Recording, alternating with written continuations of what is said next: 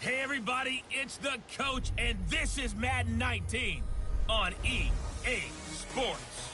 Up next, Matthew Stafford and the Detroit Lions face off with Jameis Winston and the Tampa Bay Buccaneers. With that, let's head over to Raymond James Stadium in Tampa for the call of this one. We bring in our broadcast team, Brandon Godden and Charles Davis. We are just a few miles from the Gulf Coast of Florida at Raymond James Stadium here in Tampa. Just a minute ago, it was Jameis Winston leading his Buccaneers out of the tunnel. They're on their feet here in Tampa as the Bucs get set to match up.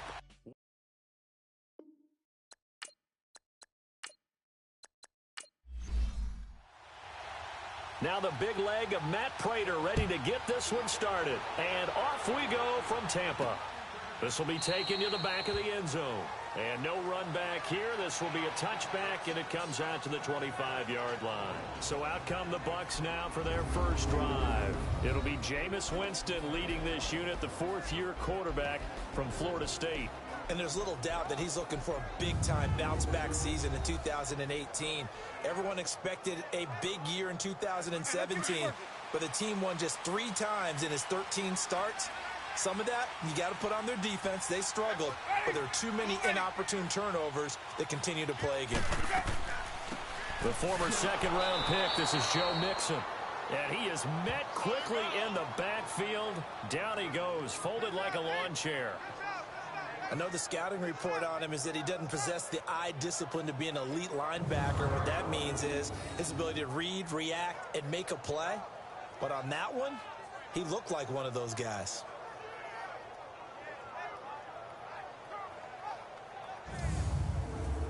After the loss to start out, here's 2nd and 11. Ready, black 22. On second down, here's Mixon. And he'll get this one up to the 26. 2 yards on the carry there, and it's going to lead him to 3rd down. And a peek now at the offense for Tampa Bay. And my eyes immediately go to Mike Evans. 4 straight 1,000-yard seasons to begin his career. His numbers may have dropped a little bit in 2017, but he commands respect from every defense with his height and his ability to run downfield and make a big catch. On 3rd down, Winston. He finds Humphries. And he'll be taken down, but not before they work it across midfield. A good pickup there, 26 yards. The goal for any offense versus his own defense, find the holes where guys are available and put the ball on the receiver before any defender can step up and fill it. They did it well there, perfectly executed crossing route.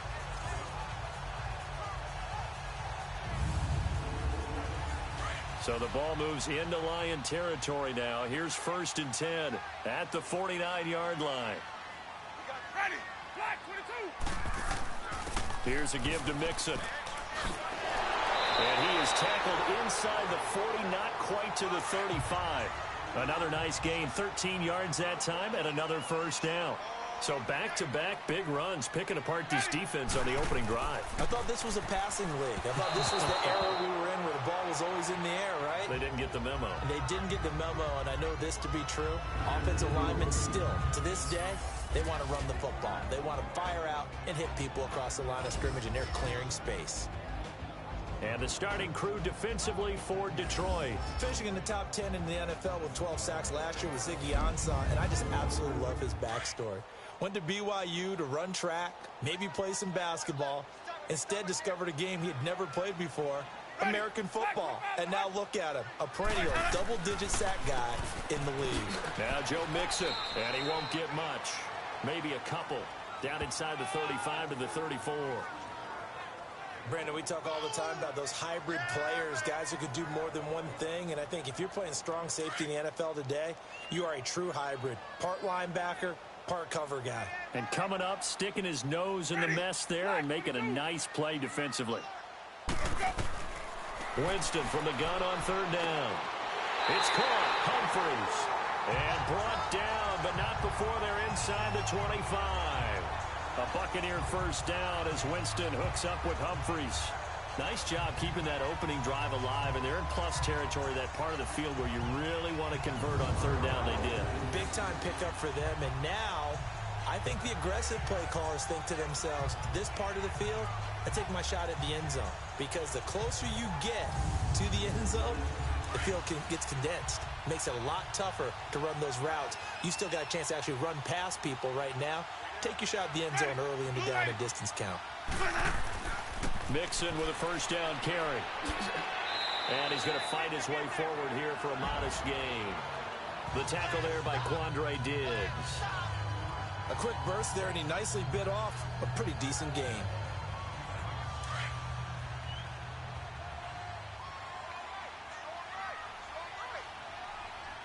Ready. White 25. Second down, Winston. And complete. The 2017 All-Pro Darius Slay there in coverage, knocking it away. Nice play there to force the incompletion. And to me, one thing's for sure. When you're the underdogs and you're playing on the road, you absolutely have to get takeaways. You've got to get the ball from them. Yeah, win that turnover battle, going to be key. They didn't get one there, but you get the feeling they keep making plays like that, they might just get a few. Yeah, once you get one, defensive teams think they come in bunches. His passing's been on point on this drive, hasn't it? Been very accurate, gotten the ball downfield, gained nice chunks of yardage. But now, in this situation, the field is really condensed, partner. So if he's going to throw the football, that could be pinpoint here. I was going to ask you about that. Field shrinks, has to be sharper, but it's been a good opening drive so far. Now they just want to see if they can cap it off with the bell ringer and put it in the end zone. Ready. White 25. Working out of the gun, Winston. This will be caught just inside the 10. And now they're inside the 10 as he's brought down at the 9. 3 yards is the gain that time, second and goal. And, partner, I think that's a great example that not all tight ends are created equal, because everything was right. Got the completion, but he's not one of the more dynamic guys in the league. So even though he caught it, couldn't turn it into much more. Toward the pylon, caught. And he's into the end zone for a Tampa Bay touchdown. In for the score. And the Bucs take the ball down the field and score on their opening drive. A long opening drive, but a very successful opening drive. We call that methodical, I guess, when it takes that many plays. Methodical and almost like a boxing match where you're hitting them with body blows. They can withstand them here. Look, they gave up the touchdown, but you don't feel like a knockout is there. But they keep doing that in the fourth quarter. That's when the knockout occurs. And it becomes tough for that defense if they're on the field that long. We'll see if they can continue that in future drives. Santos with the extra point, and that makes the score 7-0. That one in the books as a 12-play drive, and it ends with a touchdown for the Bucs. Set now to kick this one away, and off it goes. This is fielded at the goal line. And he'll take it up past the 25 to the 26-yard line. So here are the Lions now coming out for their opening drive. The former Georgia product leading out this crew in his 10th year now at the helm of the Lions. It's Matthew Stafford. One thing you ask for from your quarterback, improvement each and every season. You also ask for consistency. Matthew Stafford, 7 straight years over 4,000 yards passing. He's still looking for that initial playoff victory during his tenure, but I think that he's been leading them towards it and has a chance to get it in the upcoming future. And he's got his tight end. This is Luke Wilson. And he's able to take this one up to the 35-yard line. Give him 9 there on the first down completion. They'd love to just strike back with a touchdown right here, and if it's a long play, so be it. But the main goal, get a couple of first downs, run some plays, run some clock, allow their defense to get a chance to catch their breath, settle down, and relax a little bit after they just gave up a score.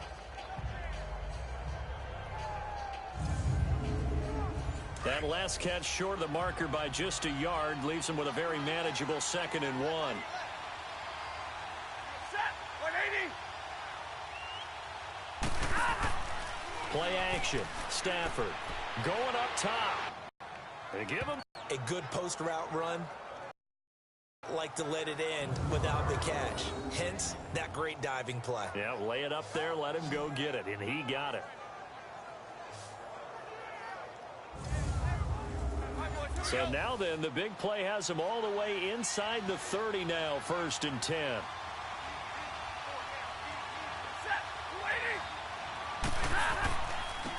The first carry now. This is Johnson looking for a cutback lane, but nothing there as he's met at the line of scrimmage. Call it no gain on the play, and it'll be 2nd down. And this O-line, it is the lifeblood of the offense. They establish the tone. Mean, nasty, physical. They can't wait to get after people. That allows the rest of the offense to feel confident.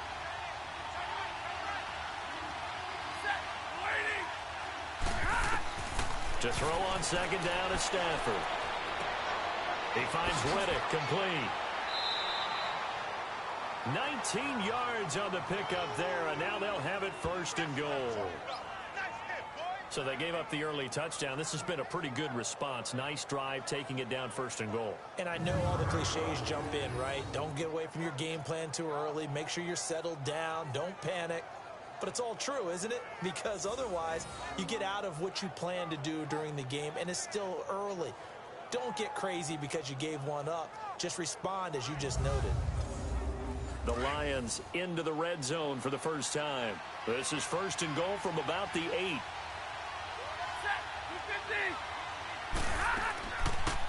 Now the Notre Dame man, this is Theo Riddick.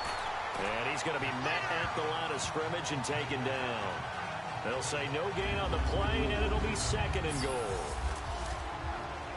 And a quick look at the Buccaneer defensive starters. And linebacker Levante David uses his speed and his smarts to overwhelm opposing offenses.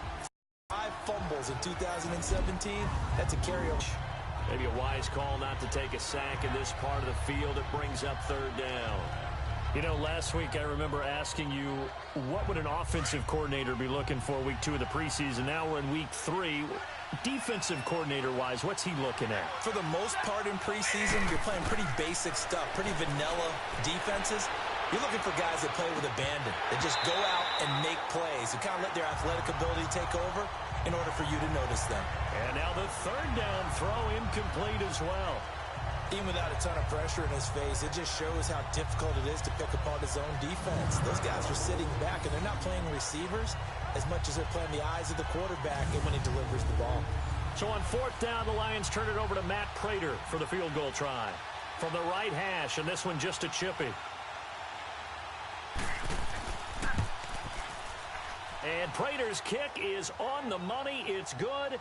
And they are on the board, but still trailing. It's 7-3. So, yes, it's only 3, but at least they're able to answer back after giving up the touchdown to start the game. Yeah, I like the observation there because getting some points on the board, very positive for them. Feel a little bit better about things because if you don't score, you potentially have opened the door for them to score again, and then you're down 14. This will be taken to the back of the end zone. And no run back here. This will be a touchback, and it comes out to the 25-yard goal. So, hey, if your guys can do that for 4 quarters, you're in good shape. Yeah, it is a team game, so that's just good complimentary football. But, you know, I know I'm no brainiac, but you trade 6s for 3s, things are going to work out in your favor. Here's Joe Mixon as they start on the ground. And he is met in his tracks behind the line of scrimmage. That's going to go as a loss of a yard, and it'll be 2nd down. And the big fella stuffed that one up in a big way. I think doubling him has to be a priority because you can't move up to the next level if you don't take care of him first.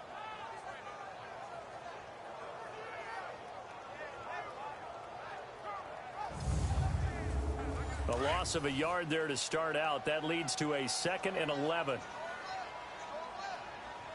Ready? Now Jameis on 2nd down. And they will not get the connection there. It's incomplete. The 2017 All-Pro Darius Slay there in coverage, knocking it away. And that's twice now already in this first quarter that he's been able to knock a ball away. They're going to need that from him and plenty more if they want to slow down this passing game. Thus far, though, he's been a ball magnet.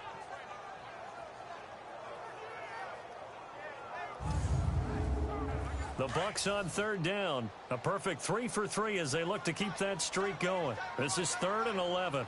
Ready? Blue lady. From the shotgun, it's Winston. And he can't hang on to it. Nearly picked. He's known for his hands defensively. But instead it just brings up 4th down. Not only was the call spot on, how about the execution of that defense right there? Zone was absolutely locked up tight. He was trying to force it in there on 3rd down. But if there's a time to force it, he felt like he needed to make a play, right? Yeah, exactly right. 3rd down, you got to try and find something. There's nothing available there for him. On 4th down, here's Brian Anger now to kick this one away.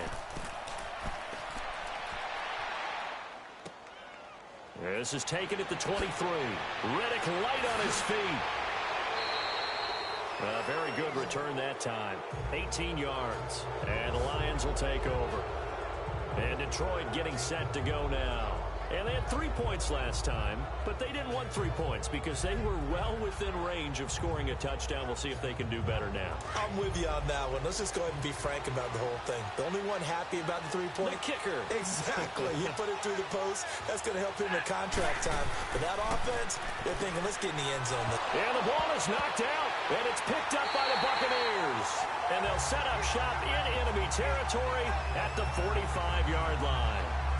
No coach or team's ever happy when someone has a turnover, but if there's ever a good time to do it, preseason. Yeah, right now. You know that come regular season, he's going to be ready to go, and maybe he'll remember, yeah, I don't want to do this when it comes time for the games to count.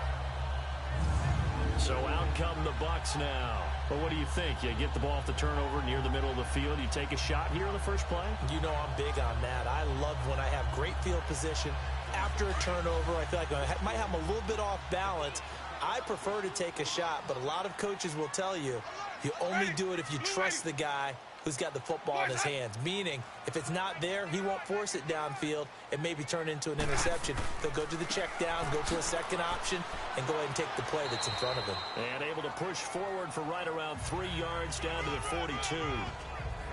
They tried a quick hitter inside, but that one was swallowed up because what they're hoping, those big defensive linemen will take the bait and move laterally and open up a crease that they can run through. Didn't happen on that play. Now a 2nd down throw for Winston. And his throw here's incomplete. It is tough to complete passes against zone defenses. The windows that you see open, they shrink pretty rapidly. How about being able to hit a moving target against the zone before the next guy can get there and make a play on the ball? Not easy for any quarterback, no matter the situation, and there the defense won the battle.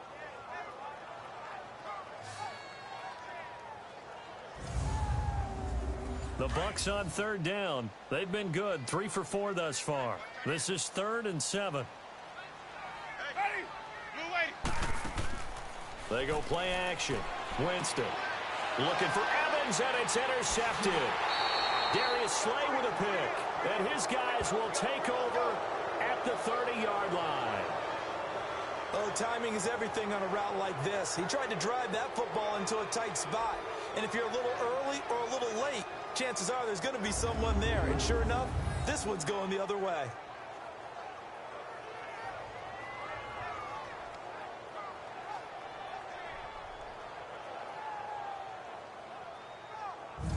And Detroit getting set to go now. And a fumble last time. Ball security. Talk about it all the time in the National Football League. They've got to be better at it on this drive. Don't you think that when every team gets together for the first time, I don't care if it's OTAs, mini camps, first day of camp in the regular season, ball security comes up about what, the second sentence of the coach's address? And those are so many drills focus on that. All the time, and they do drills to make it even tougher to simulate game situations. Doesn't always work out, though. That didn't appear to be a run blitz. He just darted in once he saw the run develop. That appeared to be a case of see ball, get ball.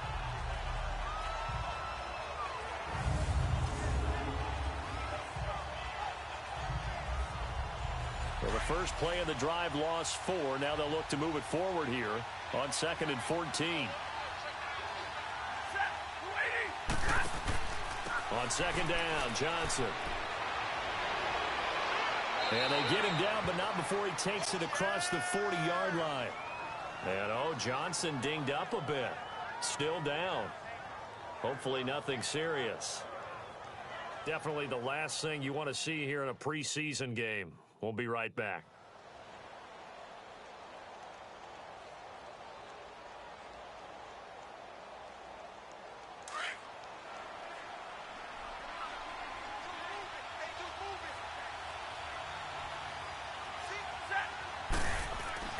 On first down, Stafford here.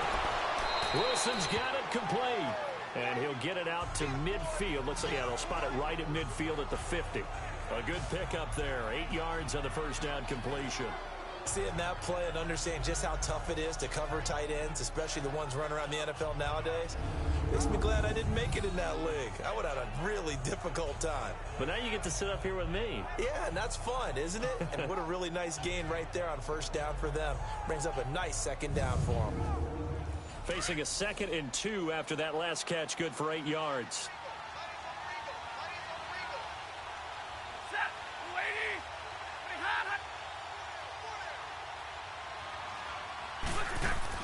They'll run it now out of the gun. And he'll get it down to the 47 here. 3 yards there, good enough to keep the drive moving. 2nd and 2 is prime time for a little bit of a gamble, isn't it? Open up the playbook, go play action, toss that bad boy deep. But in this situation, go ahead and give it to your back. Let him pick up a first down, keep the sticks moving.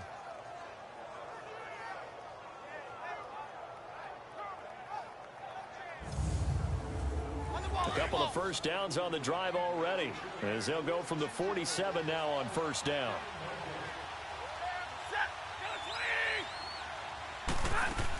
Right back to him on first down. And he is tackled inside the 40, not quite to the 35. Give him 11 yards that time and a new set of downs. Tremendous blocking by the interior of the offensive line. They didn't just gash him there. They blasted a gaping hole for him to gallop through. I think if he comes back to the huddle, he better be giving them a whole lot of credit and thanking them for that much space to rumble. So from the 36 now, 1st and 10.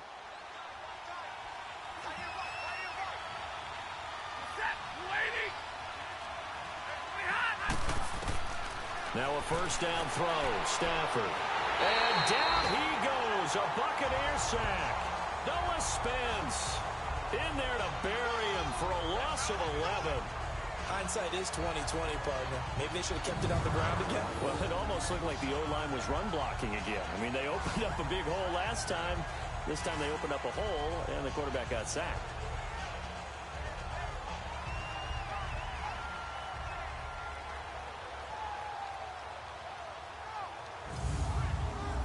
Well, they're in some hot water now. After that sack, it's 2nd and 21.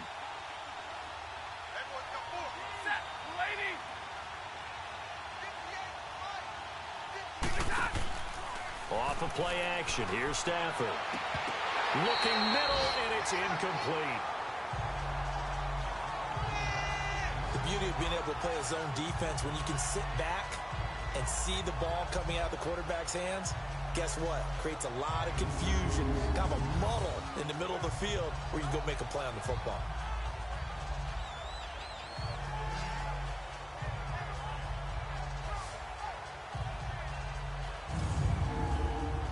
Seventh play of this drive coming up, but a long way to go on 3rd down.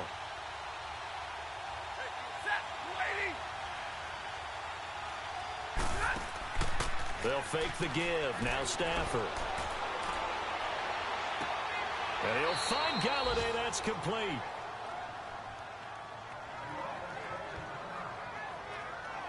Well, they just treated 3rd and long as simply an opportunity to make an even bigger play. Normally, you're just trying to pick up the first down and you know where the sticks are. They took this thing way downfield. Confidence in the receivers to go up and make a play, even with defenders around them.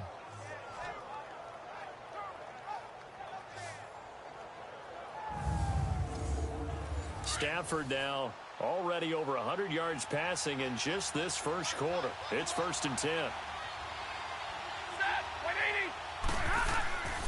Now a man who began his career as a buck. This is LeGarrette Blount. And nothing doing. He's immediately taken down at the line of scrimmage. And the tackle there by Quan Alexander. Boy, that's a lot of sirloin steak to be taken down for no gain, partner. Are you trying to suggest that he is a huge man? He is not just a big man, a huge man. Big boy. Well, how about the credit then for the defense to be able to chop that big tree and put him on the ground? I know back when you played, it took 4 of you to take a guy like that down, right? Well, that's for sure. And you know what else? I didn't want to challenge him at dinner either.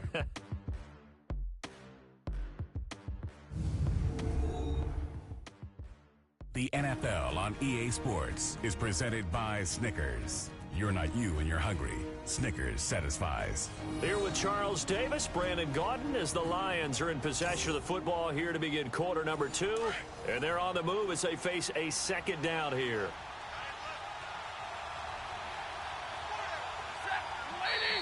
Now whistles and a flag down. Looked like one of the Lions linemen might have moved. False start, offense. And that'll set them back 5. And that false start penalty certainly not helping their cause here. Second down and long.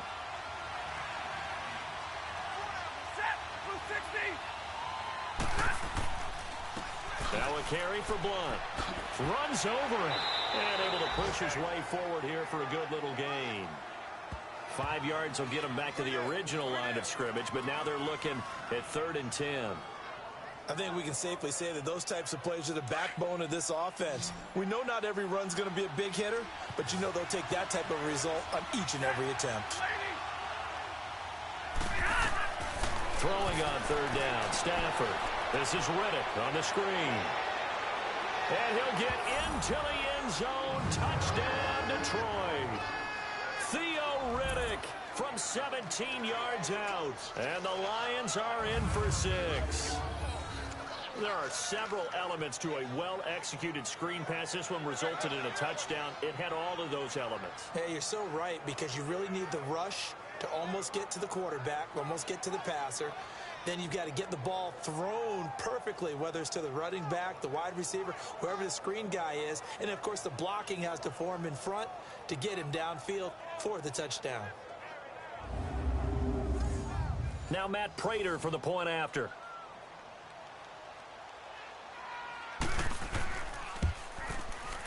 Extra point good by Prater. And the lead is now 10-7.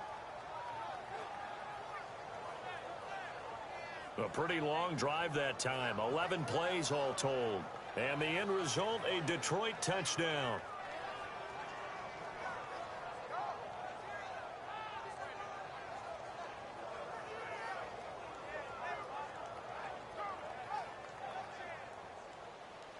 Here's Prater now set to kick it away. On the return, it's Jalen Marshall. And he'll take this across the 25, couple extra yards up to the 27-yard line. Jameis Winston and company heading back onto the field now. He's likely still kicking himself from the interception last drive that wound up leading to a go-ahead score. And he's going to assume all that came with that one, all right? That's all on him, but he also knows he's got to erase it from his mind and get back out there. This drive, very important. They'll start here with a give to Mixon. And he powers his way up past the 30. They give him 4 yards there. It'll be 2nd and 6. Well, it's time for them to be good teammates right here. And what I mean by that is possess the ball for a little while. Get at least 2 first downs. Give their defense a chance to settle down a little bit after they give up a touchdown. Ready. Blue ready. Jameis to throw it. Throw right side, taken in by Godwin. And he'll be brought down right around the 37. 6 yards is the pickup, and that'll lead to a 3rd down.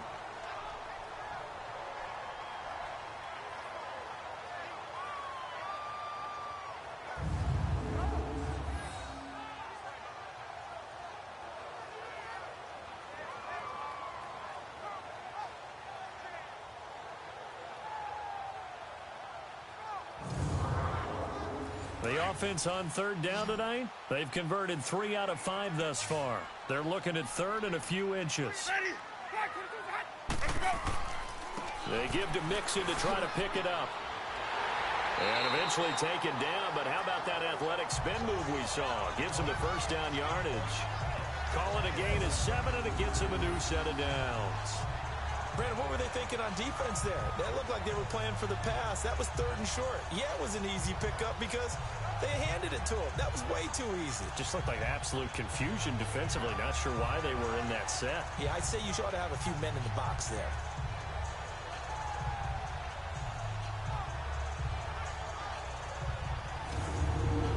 Let's go now.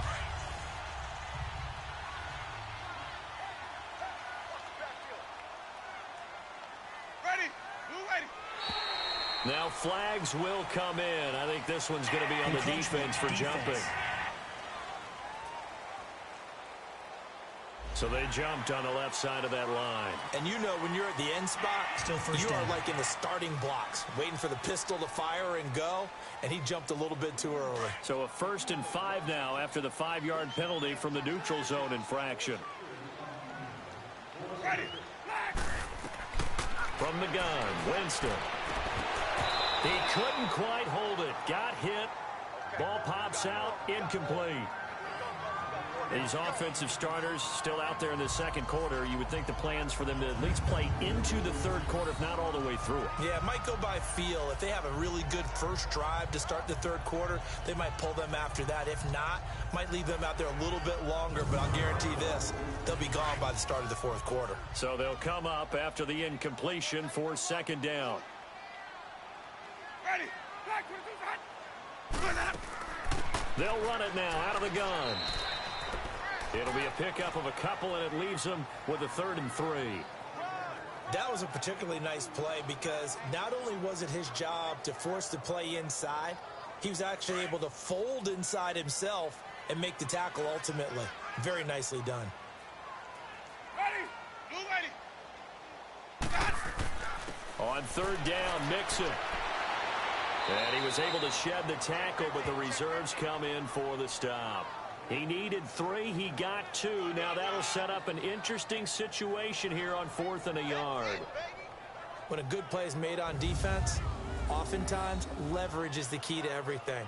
Defensive line not getting turned, all the other guys making sure they're in the right spot, and on that play, they were able to stop them short of a 1st down. Here's Brian Anger now, as he'll kick it away for the 2nd time. He gets this one away, and boy, it's another boomer.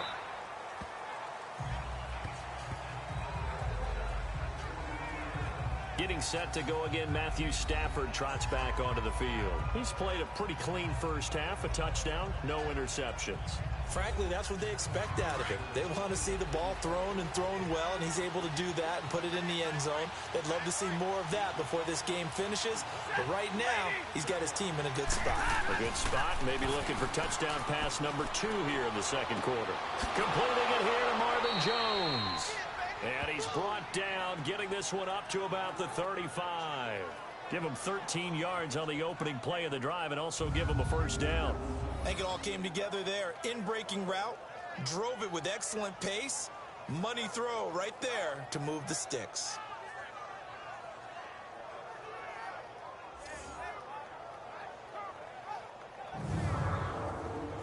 Stafford now 8 of 11 in this first half. He's got it 1st and 10.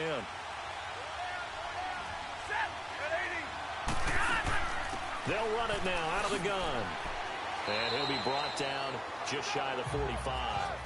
A nice run there, 9 yards, and it'll be 2nd down. Some runs are blocked so well, you almost forget that someone has to carry the ball to gain the yardage. The leverage by the offensive line to create space up front, really well done.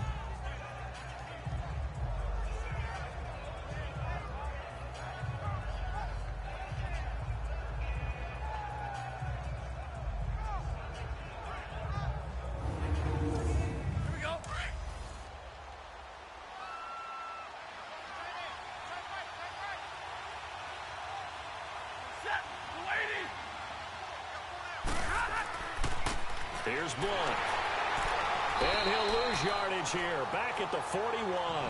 He'll wind up losing 3. And now it's 3rd down. We all have habits. We can be somewhat predictable. And you know me pretty well on 2nd down and short. What I like to say. Play action. Yeah, without a doubt. I thought that was a great spot to call it. Instead, didn't go their way, did it? No, defense sold out for the run. Worked out well. The Lions on 3rd down. They've been okay, 2 for 3 thus far.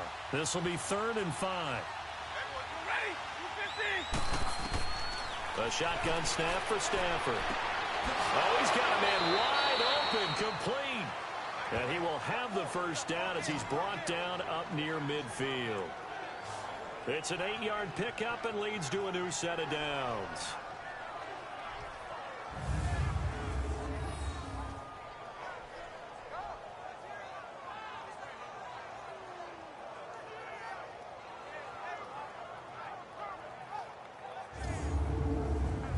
2 first downs have them up near midfield now on 1st and 10.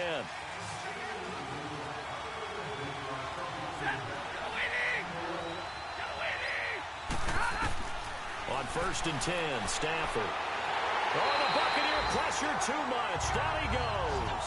Quan Alexander in there to bury him for a loss of 11. And they weren't in zone coverage. They were in man, and each man did his job. And that looked like vintage, old-school coverage, didn't it? Man coverage reminded me of an old Raiders team. They had a Hall of Famer at one corner and a Defensive Player of the Year at the other, and they just locked people down.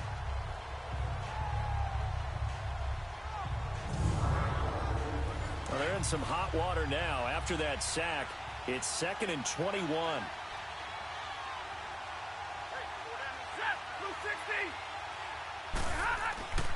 Now blown.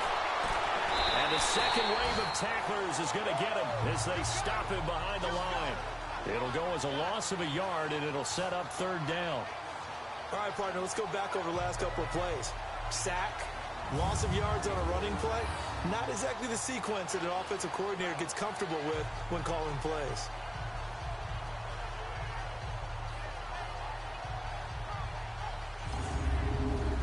Need something from deep in the bag of tricks here after 1st and 2nd down went backwards. It's 3rd and very long. Out of the gun, Stafford. He hits Riddick underneath. And he'll lose yardage on the play back at the 37-yard line. It'll be a loss of 1, and that's going to make it 4th down. And never good on a pass completion there to go the wrong way. Lost yardage. No, for some reason it seems to work better when you throw it downfield or you move the ball downfield running it that way, doesn't it? But in this case, if you're the defensive guys, you're energized, executed well, and you caused a lost yardage play. That's going to feel good and look great in film. On 4th down, here's Sam Martin on to kick it away. Back deep, Jalen Marshall. This is taken at about the 14. Nice job bringing that one back. 14 on the return. And the Bucs will get ready to go on offense. Now the Buccaneers offensive unit back out on the field. And our game's hit a little bit of a lull here. A little bit of a snag. Punts on back-to-back drives. And old-school coaches don't necessarily mind that. Didn't turn it over, right? Didn't create a big play for the other team. Right now what you're looking for is can you gain an advantage in field position? And that's what both teams are seeking right now. Yeah, they'll be seeking to gain that advantage here on this drive. And he's able to take this one up to the 35-yard line. 7 yards, the pickup on the pitch and catch. That's a staple of this offense. Drag route to the tight end. Yeah, he's unable to use his size to break off much more yardage after the catch, but still an effective gain nonetheless.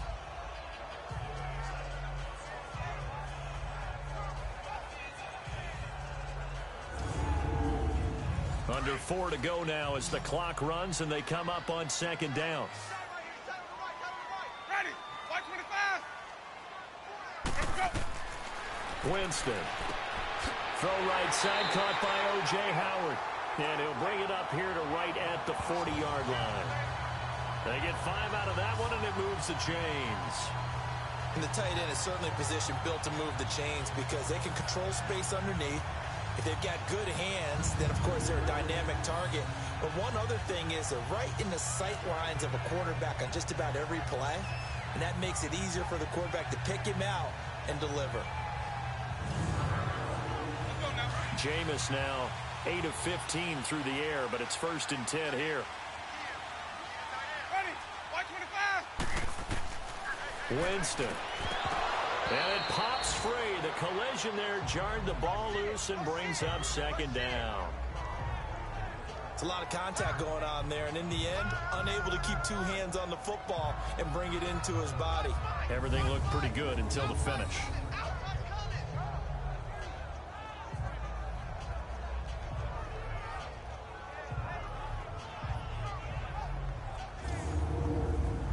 So 2nd down and 10. Once again, they'll go from the 40.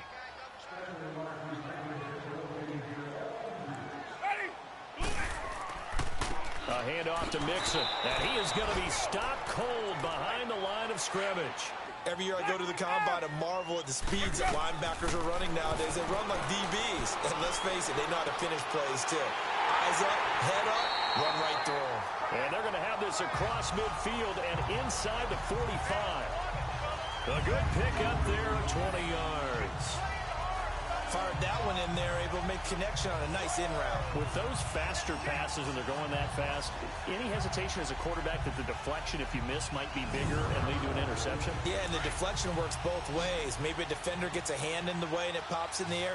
And sometimes you throw it so hard your receiver can't handle it, and he pops it up in the air for the defenders to grab as well. But a moot point there as they were able to connect. And that is incomplete. Big O.J. Howard, his intended target. And that'll bring up second down. It's been my observation there's been a nice variety of play calling defensively. You and I often talk about an offense's ability to keep a defense off balance with what they're doing. I think the converse has been true in this game. Yeah, I think you're right. They seem to have gone off tendency quite a bit, but only the second quarter, a lot of time to change things. And incomplete there. A nice hit. Jars the ball free and brings up third down. I know at times people think we use it too often, but you've got to be able to throw guys open. And when you read zone, you've got to stick it in there before your receiver gets to the next guy in the zone. Otherwise, you bring him into the play. And that's precisely what allowed that defense to disrupt the pass. On third down, Winston. Complete. He finds Brady. And they're going to be set up down around the 15-yard line. A big third down conversion with a gain of 28. And that was a heck of a shot right there by Jameis Winston. Boy, he has a superior right arm, doesn't he? You saw him play baseball. Yeah, he's actually a switch hitter in baseball. Outfielder, and then, of course, a very hard-throwing pitcher. That's translated well in the National Football League. That it has. When he has to make that throw on a line, he's got plenty of arm to do it. 2 minutes remain here in the first half. We'll come back to Tampa after this timeout. Coming up at the half, a reminder, we go back to Orlando to check in with Jonathan Coachman. He'll have a look back at our first half as well as a look ahead to what's coming up later this weekend. Ready? White 25. Let's go. Second down, Winston. And he just chucked that one out of bounds, out of everyone's reach. Maybe a wise call not to take a sack in this part of the field. It brings up third down. Well, one thing that I've liked defensively is that they've shown them a lot of different looks here in the first half. They've come after them. They've sat back. I think that's what you need to do to keep an offense guessing. And they certainly have kept them on their toes. That's why they haven't had much success on the scoreboard. Here's Winston. And he's got his tight end, Howard. It's a Buccaneer touchdown.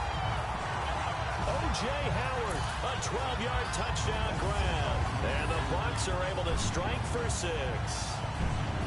And he is a reliable target. They like to get him involved. They got him involved there for a score. And they should. He's a very good player. Remember, they can use him in certain positions, so many different spots, and he usually comes through for them. So a challenge coming down from the booth, and that's where these challenges come from, of course, in the final 2 minutes of the half. Yeah, and now we're going to New York, right? That's command central for the officials.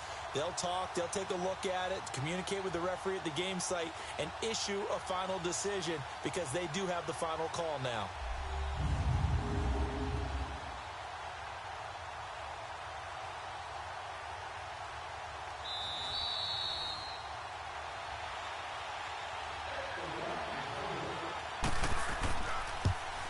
It took them an extra look, but they found out it is a touchdown indeed. The official says this one counts. Santos able to tack on the extra point, and the lead is now 14-10. So that one a long 11-play drive, and it's all finished off with a touchdown by Tampa Bay. That'll be taken in the end zone, and they'll put up the stop sign there as his guys will get it at the 25. A look at the running back, the man out of the backfield as he gears up to go again. He's been good. They've utilized him well, but they're losing here in the second quarter. What might they change offensively? I think that what you try and do is expand how you get the ball to him a little bit. Get him out in open space, maybe swing the ball to him. What's that they used to call in the West Coast offense, the long handoff? Yeah. Serve as your running play that way, as well as continue to feed him the football. Some of these runs now may pop bigger later in the game because of the effects of running it. Sometimes people, after a while, they don't want to tackle him anymore, or they get tired, or they get out of position, or he runs through tackles. Continue to feed him the ball. He's having that kind of game. Yeah, might they get him the ball in some space in some different ways here. Line of scrimmage, again the 25, 2nd and 10.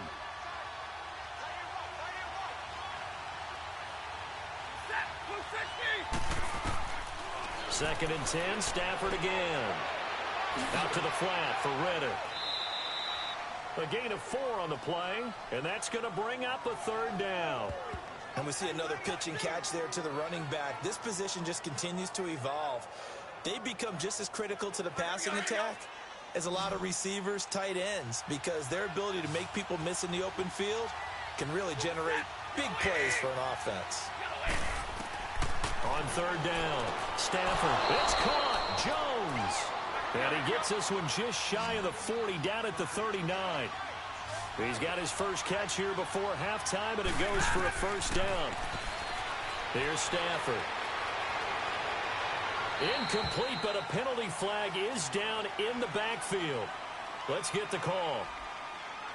Holding offense.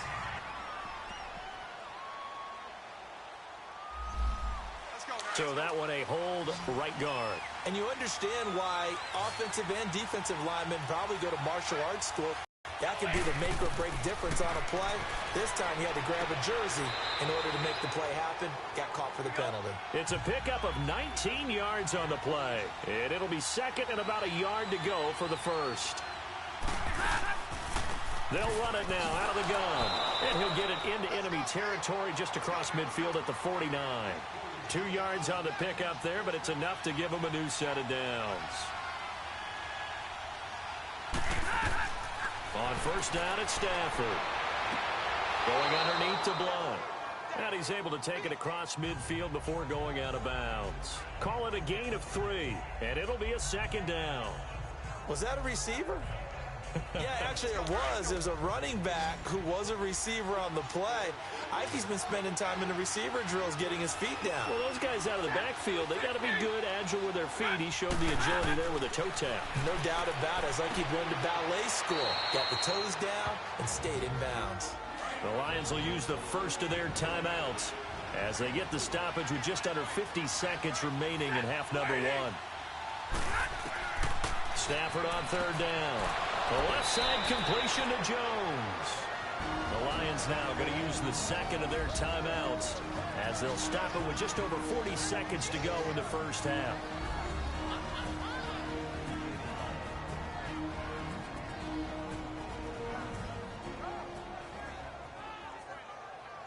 And we're back. The offense had a chance to talk things over. We'll see what they come up with here on this next play. On 1st down, Stafford here. He's going to flip one out here to his running back. So he got free of 1 tackle but couldn't do a whole lot else. It's a 4-yard pickup, and that'll make this a 2nd down. So many times you hear today's NFL described as a space game. Get your best players into space with the football in their hands. That's why sometimes you swing it out to your runner, get him out in the flat, and let him have a chance to make people miss an open field. And inside the 20 before he's brought down. Stafford to the former Seahawk Wilson for a Lions first. They'll run it now out of the gun. And he's going to fight his way forward here for a modest gain. And they'll burn the timeout with 5 seconds left. A chance to try to add 3 points before heading to the locker room.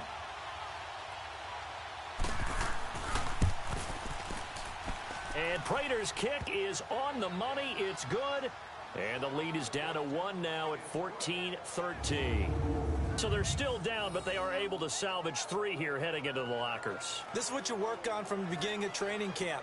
Heading into the half, put some points on the board. No matter what the score says at that point, you've accomplished what you set out to do. Marshall now, the return.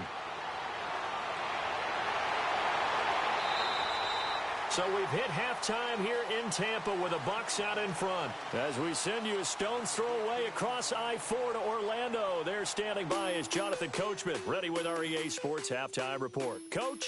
Okay, Brandon, thanks very much. This one of 6 games kicking off on this Friday night as we are less than 2 weeks away from the start of the regular season on September 6th. We'll have 7 more games tomorrow and then 2 more on Sunday. In our game, expect to see the starters for at least 1 more drive, something to look forward to as we get you back out to Brandon Godden and Charles Davis. All right, Coach, thank you, and we welcome everyone back for quarter number 3. And a nice return sets him up pretty good here at the 30-yard line. The Lions offense now with a football first here to begin quarter number 3. They're down here, but very much in this game. What's the tonality of a coach's talk when a game is within striking distance like this at intermission? Typically, what they're doing is emphasizing the things that went well in the first half and wanting more of that. Sure, you've got to go over some of the errors and clean up some things because there's a reason you're down. But overall, I think they want to stay positive, stay up with this team. We're just starting the second half, and we've got the football. Let's go ahead and punch it in, and then we'll take it from there. See how that recipe works. I know a lot of times we like to put players in certain boxes. He does this and he does that. But this guy, he can do a little bit of everything. He's not just a lead blocker or a guy who protects the passer. Handing the ball, he might want to get out of the way. He'll run it here with Blunt. And he'll get up to the 43-yard line. Give him 3 yards and a fresh set of downs. 2nd and inches is oftentimes an invitation for an offense coordinator to take a big shot downfield because he feels like he can come back on 3rd down and pick up the 1st down. But sometimes you just don't want to break tendency. Stay with what you are, stay with who you know, and go get the 1st down. That's exactly what they did.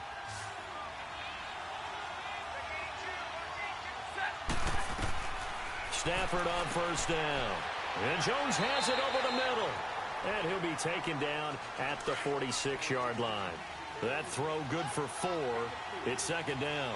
One thing you're hoping for when you run drag routes, you're able to hit a receiver in stride, and he can pick up a lot of yardage after the catch. But in this situation, the defense was effective, able to stop him before he could get a good head of steam going. Sometimes with the running game, you've just got to stick with it. Look, it's the 3rd quarter, no time to panic. But that also doesn't mean you just do it the same way you've been doing it the entire ball game. Maybe change up some blocking assignments or run a few different plays, but stay with the overall essence of the running game. So the false start will back them up 5.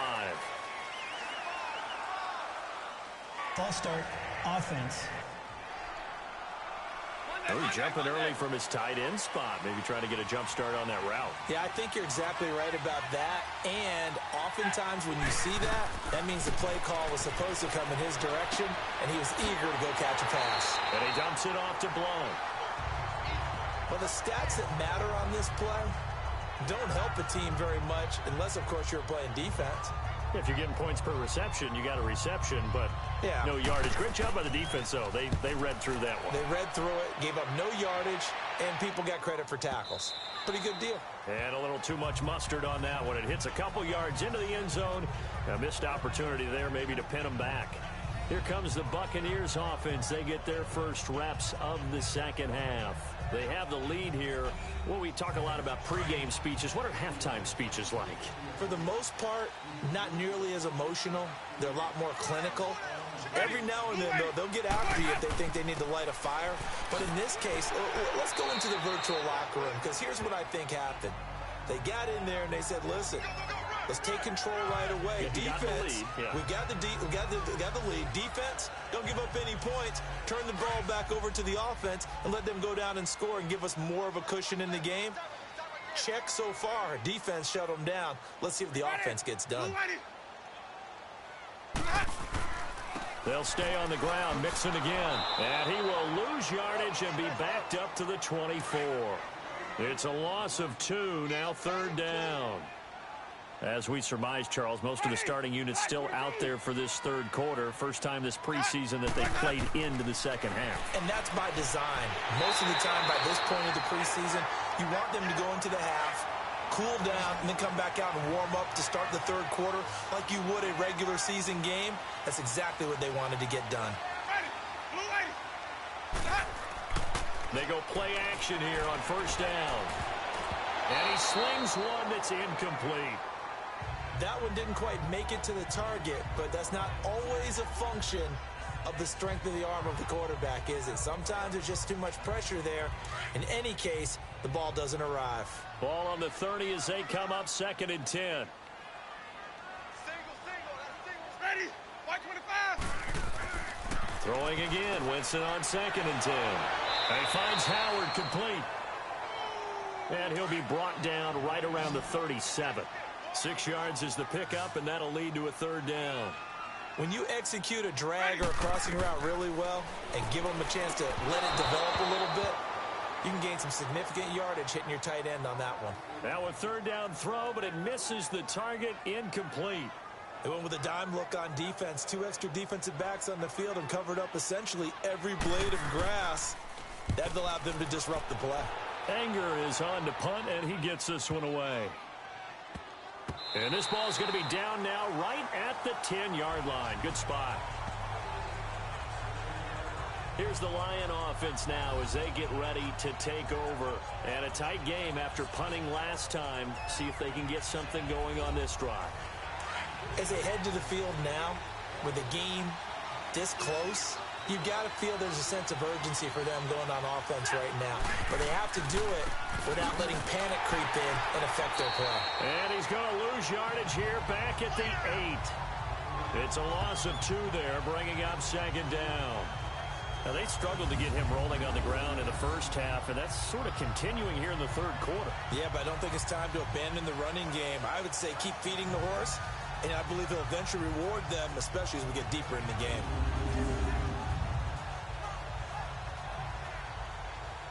First play of the drive goes the wrong way. Here's 2nd and 12.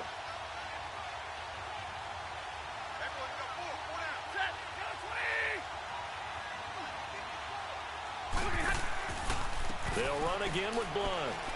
And a short pickup here as he'll get across the 10 to the 11-yard line.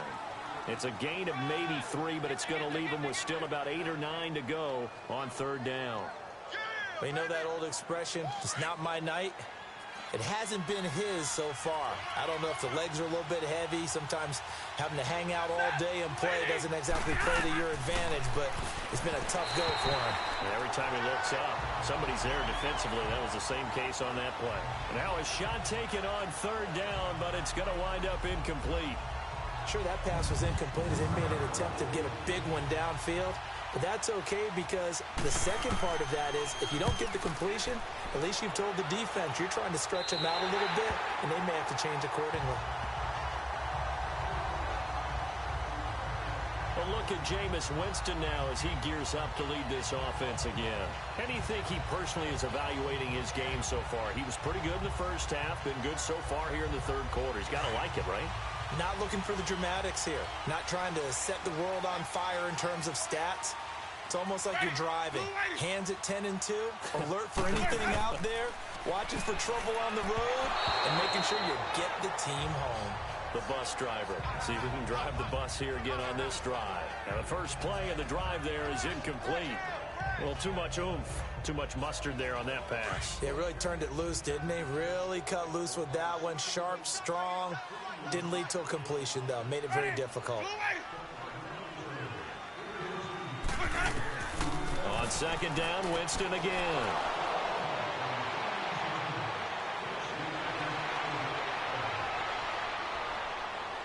And he will bring it back. An interception return for a Lions touchdown.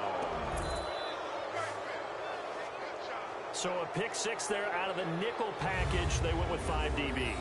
Almost becoming the base package in the NFL is the nickel. Hard to throw against.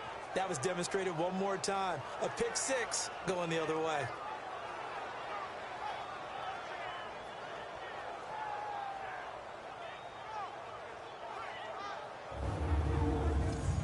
So now Stafford will bring up the Lions, and they'll go for 2.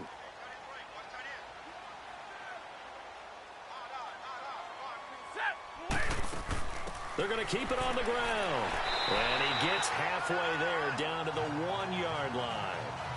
I I know they didn't tack on the 2 points, but I liked their attempt. After the interception return for a touchdown, I was thinking to myself, forget kicking it, go for 2, and they did. Well, yeah, and everybody's scrambling. Maybe you catch the defense on their heels. They weren't ready to be out there. Yeah, it's almost like a sudden change, right? There's a turnover, you take it away, they stuck it in the end zone, keep the momentum going. Give credit to the defensive guys for rallying and stopping that 2-point attempt. And he's able to get it across the 20, but not by much, as he's marked down at the 21-yard line. And the Buccaneers getting ready to go as they take the field.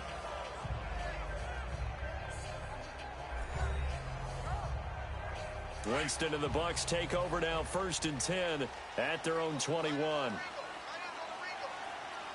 Ready. Blue way. What's that? Now whistles here before the snap. Looked like one of the Bucs may have moved. False start, offense.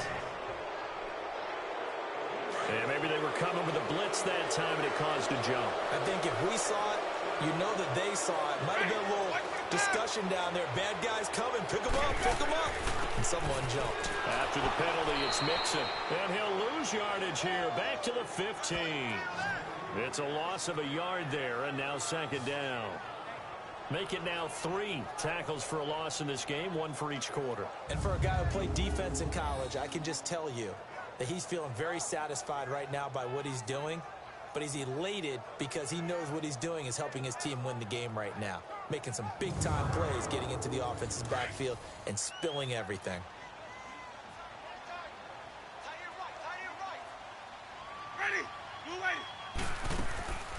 Again, it's Mixon. And that play going absolutely nowhere as he's belted before he could get out of the backfield. They'll wind up losing 3. And now it's 3rd down. I know when I was a kid, I always got real excited when I saw those lateral-type runs. But the best backs that made it happen, they put a foot in the ground and just go. That didn't happen there. That play got swallowed up. Now Winston. And he'll be hit as he releases it. And that'll fall incomplete. Oh, that's got to frustrate him a little bit because they nearly got to him there, and it would have been the first sack of the game. Instead, they're able to influence the release, and they did force the incomplete pass.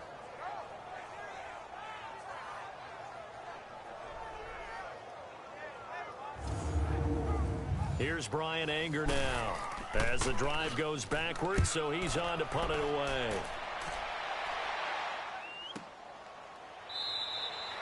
So a change of possession here on the punt. And possession will switch hands, 1st and 10. Here comes Matthew Stafford now to lead his offense back out there. He's been pretty solid, pretty consistent, just the 1 touchdown pass, but I think he's managed the game well, no? I would agree with you, and that's what you're looking for out of your field leader. Making sure that you're playing well and not making any big mistakes. Oftentimes, that's how you're judged. How big a mistake and when it occurs. No interception so far. They'll like that. I just want you to know that you agreeing with me, that's going to get me through this 3rd and 4th quarter. Are you touched? He's patting his heart, boys and girls. He's touched. Respect. On any explosive run, you can almost feel the ground shaking, and that's from the offensive linemen creating space for their runners. I had an old coach tell me before that he always told his runners, run around the offensive line in pregame. Get used to the ground shaking so you don't trip and fall when it happens in a game. And they'll run it here. And he'll get it into enemy territory just across midfield at the 49. Only 3 there on the pickup, but that's enough to move the chains. He continues to struggle to find a crease to break off a big one and might need to just put that aside and just try and ram his way forward and get what he can.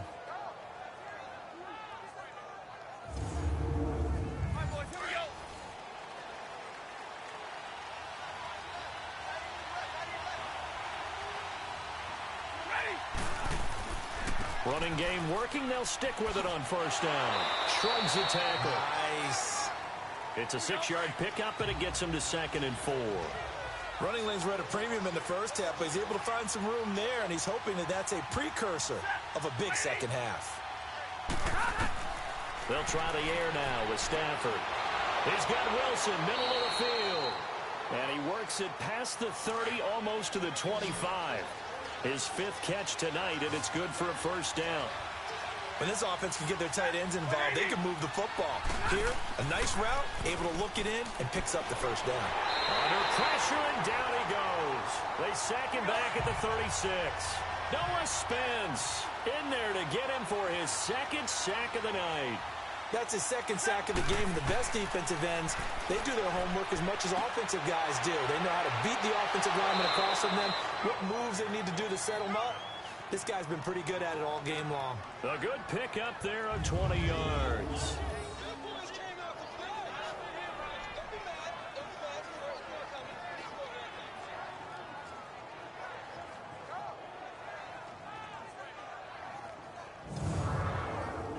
Stafford now 5 straight completions here in this second half. 1st and 10.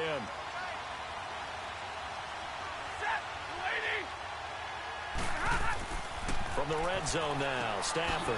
This will be caught at about the 6.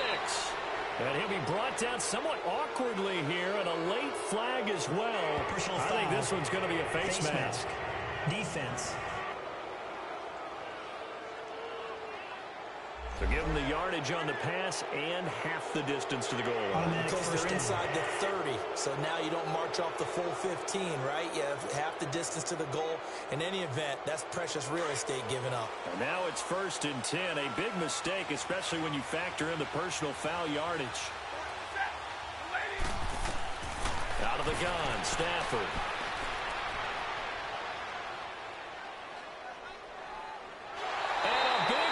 Here as he's taken down. The amount of sacks that they've absorbed in this game is absolutely extraordinary. Let's just face it. This offensive line, flat out, cannot handle this pass rush. It's been demonstrated time and time again.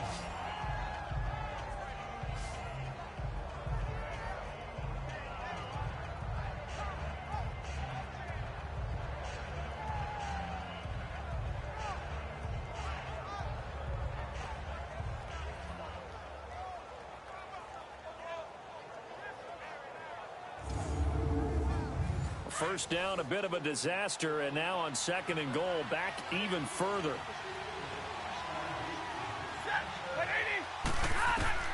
The shotgun snap for Stafford. He hits Riddick underneath.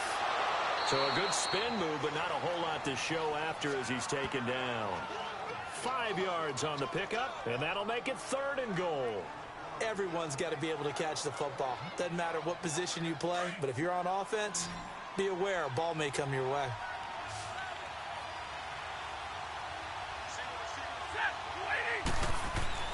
Now Stafford on 3rd and goal.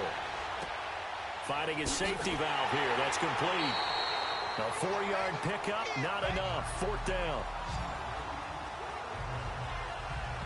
That's certainly playing down in distance very well by the defense, isn't it? Take whatever you want underneath, by all means.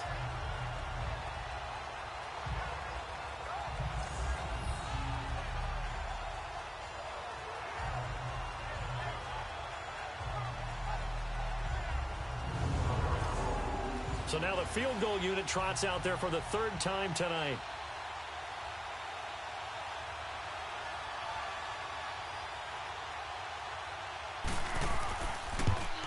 And Prater's kick is on the money. It's good. And that'll push the lead up to 8. So 3 field goals that he's hit now. This last one helps him stretch out the lead. He's been solid, hasn't he? And he lives up to the adage that every offensive coach has ever said to us. We want to end every possession with a kick, right? For them, it's either extra point, field goal, or at worst, a punt. In this case, it's been 3s. This will be taken to the back of the end zone. And no run back here. This will be a touchback, and it comes out to the 25-yard line. Now the Buccaneer offense set to take over again. These guys had to punt their last possession, and that's become too familiar of a refrain. Too many of these drives just wound up going nowhere. But you know how in baseball, when the pitcher gets a base hit and he's on base, they bring his jacket out to him to keep him warm? A lot of times the punter goes to the sideline, puts on sweatpants or a wrap over his leg to keep it warm. He might need a massage from the trainer right now from all the work he's getting. And able to break 1 tackle, but then quickly brought down. Nevin Lawson there on the tackle. When we see those runs to the perimeter, when we see those runs to the edge, we think about big breakers, don't we? In this case, it was a modest gain, but it does open up possibilities here on 2nd down.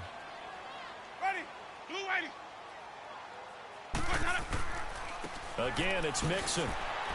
And he's able to take this one up to the 35-yard line. 7 yards there, good enough to move the sticks. At this stage of the game, the run-pass numbers are a little bit out of whack because most of their yardage has come through the air.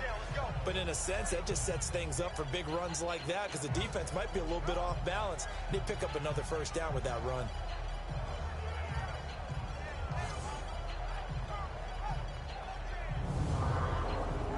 Under a minute to go in this third quarter as they come up 1st and 10. Ready. Blue lady. Let's go. Mixon fights loose.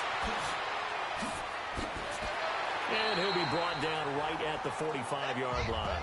Give him 10 yards on the pickup, and that'll make it 2nd and a foot or so. Despite the blitz, they're still able to pick up a nice solid gain. The disadvantage of blitzing often alters the normal spacing and run fits and leaves creases like they were able to exploit right there.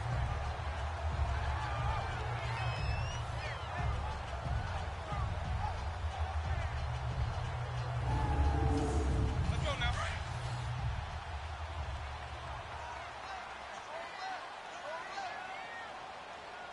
Ready. White 25. Wait. This is Mixon. And forget about finding a lane. He barely had time to look up before he was planted in the backfield. That'll be a loss of a yard, and it leads to a 3rd down. Anytime you call an inside running play, you just know there should be a lot of congestion there. You're counting on your offensive line to take control of the line of scrimmage. That didn't happen in this case, and that play got bottled up. Back now in Tampa. It's Buccaneer football, but they've got work to do. They find themselves behind here to start the 4th quarter.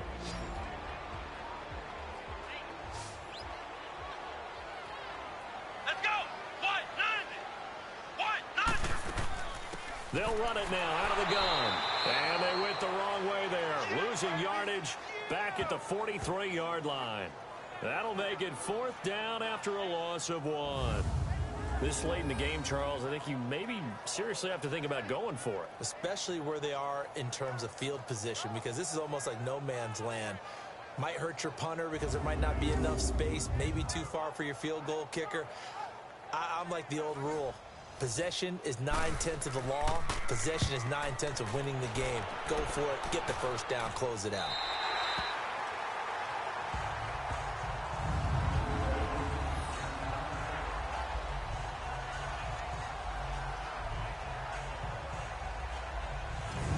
So the Lions offense ready to go back out onto the field. And last time they got 3 points, but it was a chip shot field goal. And when you go to the sideline after a chip shot field goal, maybe the offense not too happy. It's a balancing act, isn't it? Because you're exactly right. They're none too pleased that they didn't punch it in for 6 points.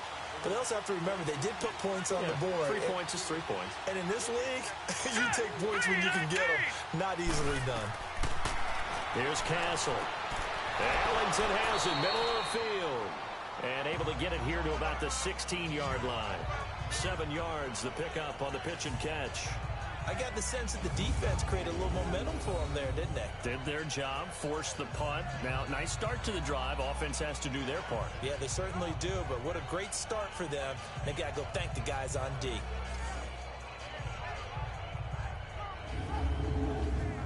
Able to get 7 on that first down pass play. 2nd and 3.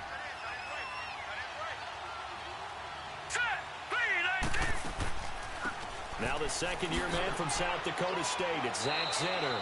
And they'll bring him down here up at about the 22-yard line. It'll go as a gain of 6 that time, and it moves the chains as well.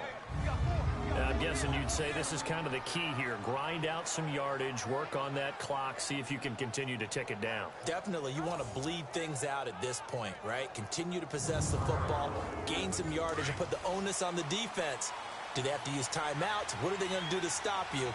You're taking charge. All right, here we go. Now Castle. And that is incomplete. Levine Toilolo, the tight end, is intended target. And now it's 2nd down.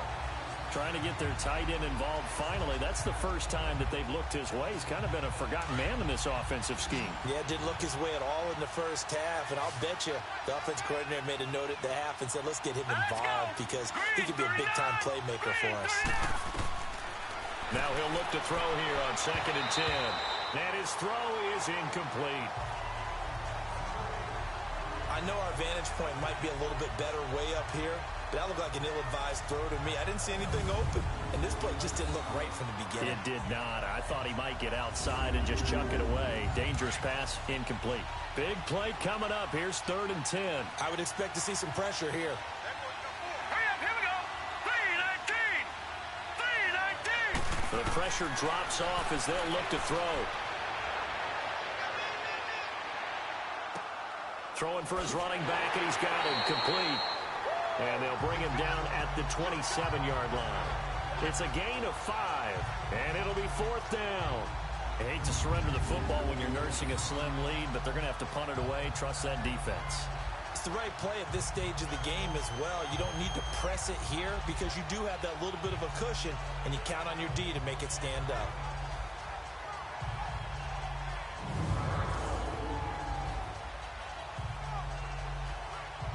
Here's Sam Martin now.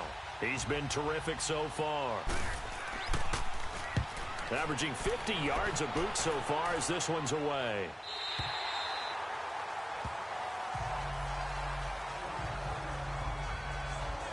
Now the Buccaneers offense gets ready to head back onto the field. They punted last time they had it. What steps, Charles, you think they have to take to make sure they don't do that again? Well, let's just go to the football 101, the trade expression 101. Win first down. Make 5, 6, 7 yards on first down and make it a 2nd and 3, 2nd and manageable. Keep accumulating first downs that way. Keep moving the football. You don't want to get behind the sticks because then the defense has the advantage. And Boyd has it over the middle. 10 yards on the pickup there, and it'll be 2nd down. First play of the drive in their hip pocket. Of course, the focus here has to be the touchdown of the 2-point conversion. Field goals aren't going to help you. Yeah, but how about that first play of the drive? Just to get them started, nice gain, got some positive momentum going. They're on their way, and they don't have to rush.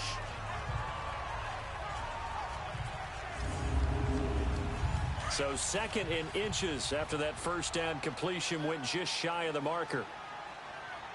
Here we go. What? 90. They'll run with Darkwa.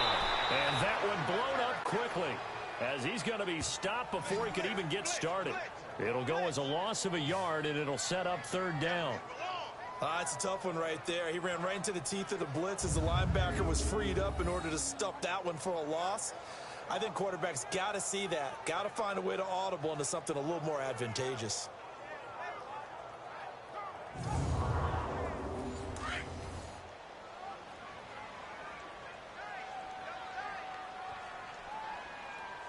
Here we go. Off the play fake, here's Brissett. And he's got a man. It's the tight end Howard, complete. They call his number again. It's his 6th catch and a first down.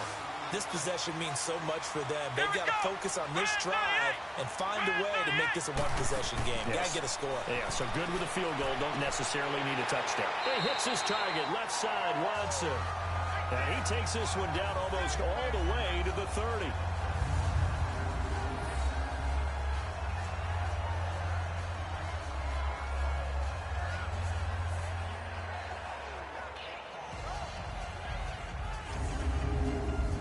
So signs of life in what's been a dormant offense in this second half. Here's 1st and 10.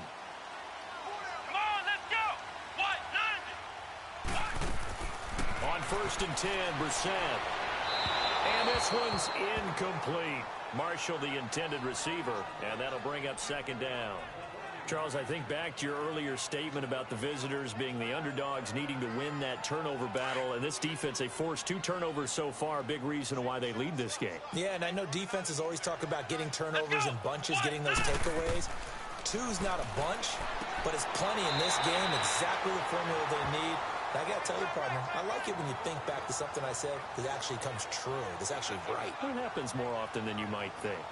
I do have to admit, I like it when it all comes together. When the top part, catching the football, right, whether you're catching it with your hands or cradling it, comes together with the legs, in this case the feet, doing a little toe tap to stay in bounds and complete the catch. And a great job by our crew on the camera shot. Love when you see the grass or on the field turf, those rubber pellets flying up. Great catch. That'll go as a loss of 5. And that's going to lead to a 3rd and 11. Here we go.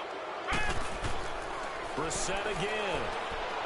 He's going to float this one deep right side. And he's got it. Caught in the end zone. Touchdown, Tampa Bay. Jalen Marshall, 33 yards. And the Bucs are within a 2-point conversion of tying us up.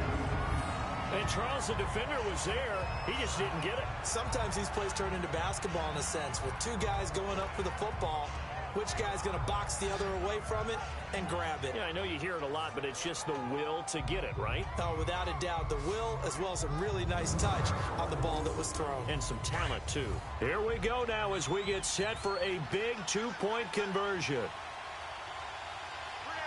Let's go. Grand 38. Grand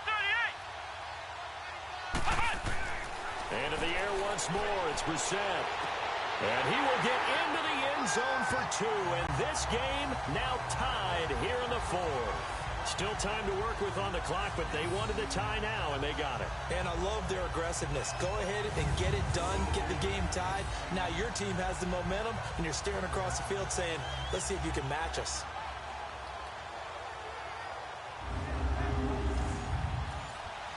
So here comes the kickoff now, all even here in this 4th quarter. And they will not get a chance to return this one as it's through the end zone for a touchback. And Detroit getting set to go now. And hoping to do better than they did their last possession when they punted the football. Appeal to the vanity of your offensive line. Tell them that they control your fate. Leverage guys. Win the line of scrimmage. If you do that, you start to win first down. You win second down. And guess what? You start accumulating first downs. And that's what they need in order to not punt the ball again. Now a play fake here on first down. Got his man complete over the middle. It's Powell. And he'll have it past midfield almost to the 40 before being taken down. An excellent pickup of 34 yards. Well, partner, I'm not sure how this drive's going to end, but how about the way they flip field position there? A nice attacking play that picked up a heck of a chunk of yardage.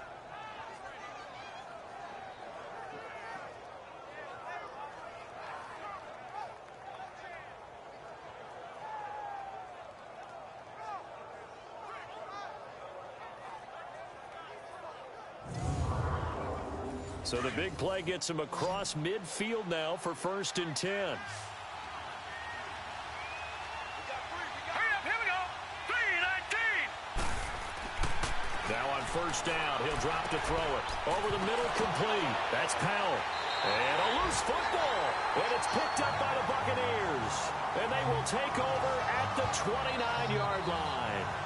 You know, if this is the regular season, partner, we'd be talking about just how costly a mistake that was, but probably good for him to get it out of his system right now. Just hope for him and the team it's not a sign of things to come. Yeah, without a doubt. Plus, got to worry about making the team. Those types of errors don't help you. And Tampa Bay trots out there now. The last possession, these guys were able to tie the game with a touchdown. Now they'll have a chance to move out in front. Yeah, let's give a big assist to the defense who got the ball back. The special teams went out there, handled things. They've got it. They've got momentum. I know they're eager to get out there and put it on display.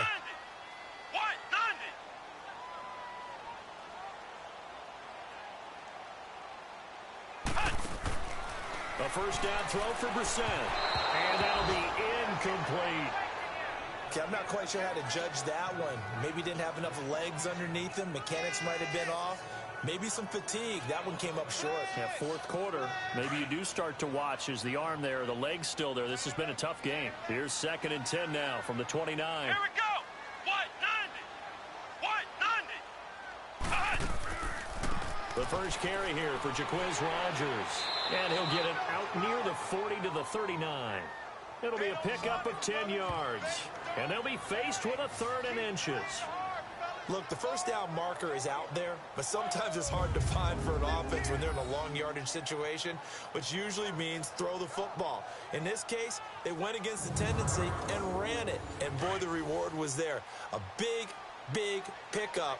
And guess what? It's now 3rd and very short in order to try and pick up a first down. Third and short yardage. Brissett looking left side, and he's got a man. It's Rodgers.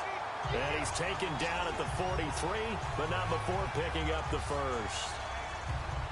I know most of the time when the ball's in the air, you're thinking wide receiver, tight end, but running backs, they can be a big part of any passing offense nowadays.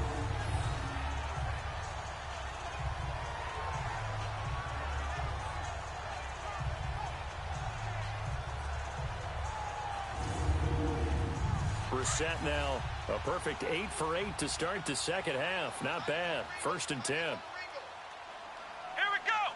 Brand 38. On the run, Darkwa. And he'll be taken down, but not before he works it past the 50. It's a 10-yard pickup, and it moves the chains. Whether it's what we call an even front or an odd front, and an odd front's real easy to figure out. If that guy is lined up over the nose of the center, typically that's an odd front defense. Odd number of people, meaning 3-4 versus the 4-3, which is an even front. You've got to control those guys in the middle. Whether it's the nose or the 2 defensive tackles in a 4-man front, if those guys can't get moved, you cannot run the ball in the middle of the field. And in that play, they were able to actually take care of business. And just a short gain that time as they're able to get him down. The former first-round pick, Shea McClellan, in on the stop. And that's one of the reasons you like to blitz even on rundowns. It confuses the blocking assignments. It doesn't allow those offensive linemen to get up to the second level. Hey, let's go. Brand 38. Brand 38. Second down, Brissett. Got his man complete over the middle. That's Marshall. And he'll go down here at the 35-yard line. He had the touchdown earlier. This one's going to get him a first down.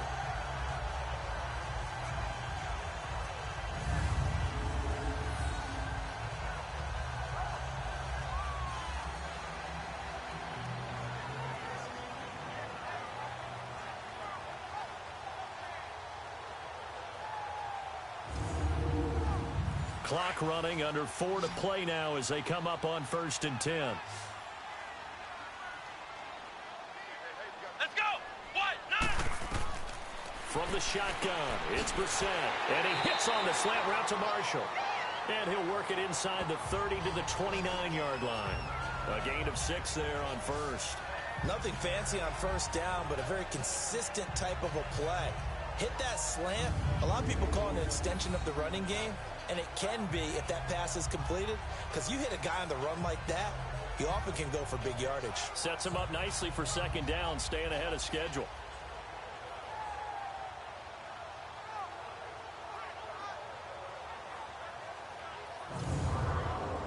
Six yards was the pickup on the last completion, so here's 2nd and 4. Come on, let's go. What? 90. What? To throw is Brissett. A hit as he throws there, incomplete. I think he had to unload that one before he wanted to. He was right up in his grill. I think he was a dentist there without a license, don't you? Just not enough time for the play to develop. Just lucky it wasn't a fumble, really. This a big play for both sides. What will we see here? 3rd and 4. They'll throw again. Brissett, and he's unable to haul it in. So it falls incomplete over the middle third of the field, and that brings up 4th. After watching him drop that slant, I can hear my old coach's voice ringing in my ears right now. You can't run with the ball until you catch it. Trying to get those rack yards before he secured it.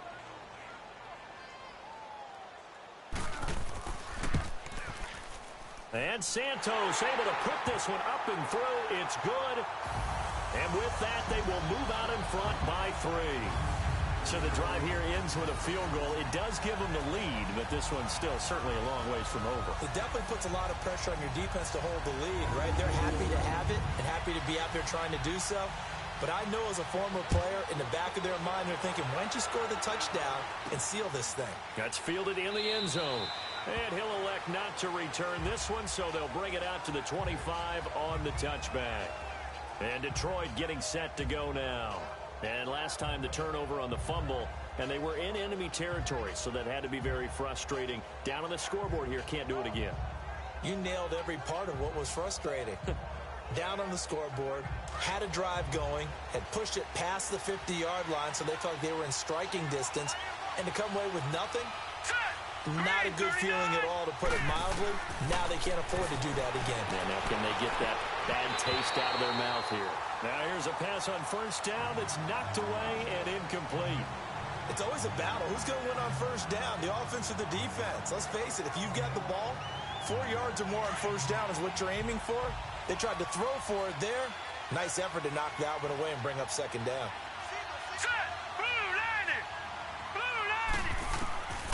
Back to throw now on 2nd and 10. Now he'll dump it underneath to his running back, complete. And he'll get it up near the 35, right at the 34 here.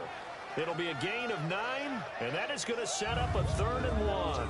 Well, it's tough to be a defender in today's NFL because there's so many things to account for in today's passing game, including the back sneaking out of the backfield. Not quite as bad as a turkey bowl where you have that center-eligible stuff, but still a lot of guys to account for. Here we go, 3rd and 1. Gut check time on both sides. Hurry up, here we go. Green. They're going to look to throw. He's going to get this one out to his fullback. And he'll lose yardage. Brought down at the 32. And a loss of 3 to bring up 4. A pass for negative yardage, obviously no good. Maybe he shouldn't have thrown it, or maybe he shouldn't have caught it. And I think we were seeing it at the same time, weren't we? Maybe you let that one go, right? Because you can see the lost yardage about to develop. But that goes against every instinct of a receiver. They're taught to catch everything. So it's really hard to be mad at him and yell at him for trying to make that play.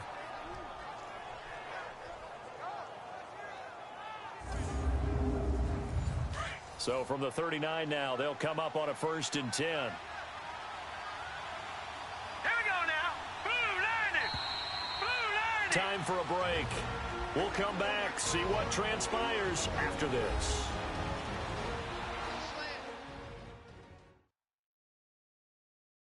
So the Lions in possession of the football as we welcome you back. They come up on a 1st and 10, desperately needing a score here on what could be their final drive.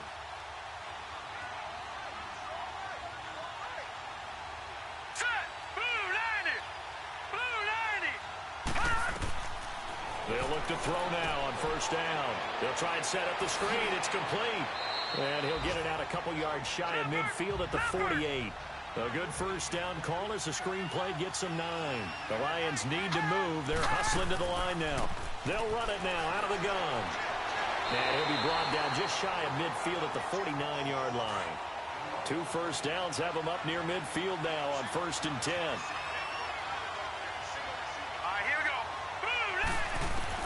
He's back to throw. And he can't get a throw off. He's taken down.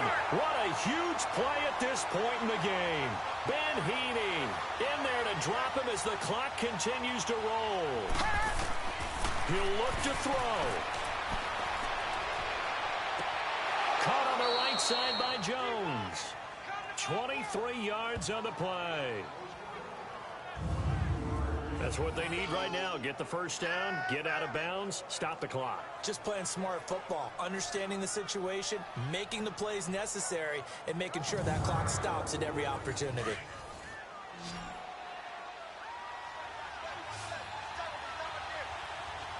Hurry up, here we go. Blue lining. They'll look to throw. He hits his target. It's the tight end, Toilolo. And he's going to get this inside the 30.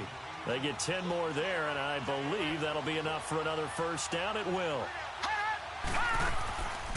They'll run it now out of the gun. And they take him down, losing yardage back at the 27. That's going to go as a loss of a yard, and it'll be 2nd down.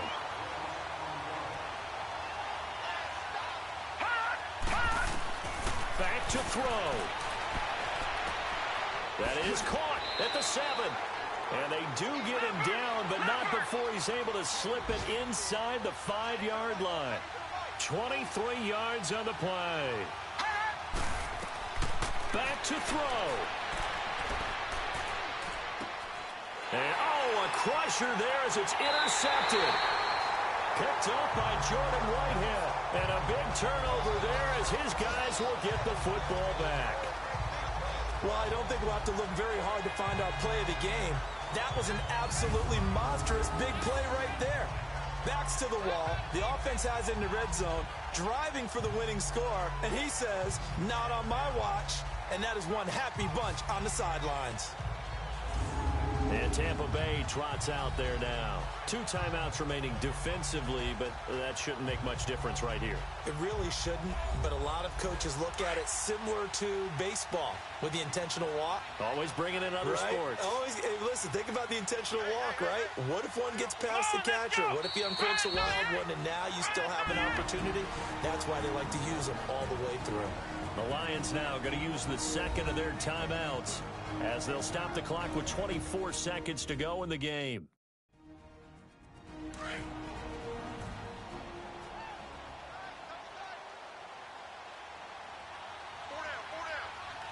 Come on, let's go. What? 90. Victory formation now for the Buccaneers. Down to a knee they go. And now we're going to get a timeout here called by the defense as they stop it with 22 ticks to go in the fourth.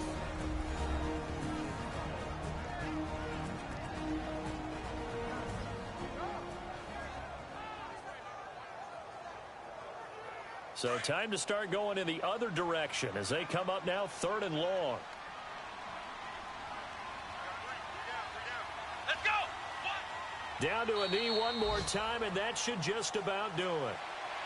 Here's Brian Anger now, standing just outside his own goal line.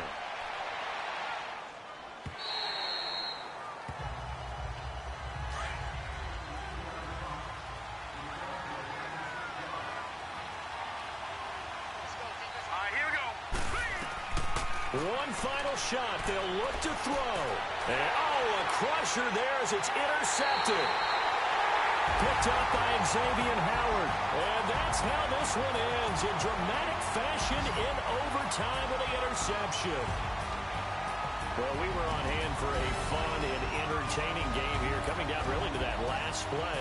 Great job defensively to get the pick and seal it. And we know that every play during a game matters. You're never sure which one's going to be one of the key ones. But at the end of the game, when you analyze it, 3, 4, 5 plays are going to be the ones you focus on. And that last play was one of them. The last shot had to take it, and they came up with the interception and sealed their victory. So that'll do it for us. For Charles Davis and all our crew, I'm Brandon Gaudin. You've been watching the NFL on EA Sports. The Bucs are winners here as we say so long from Tampa.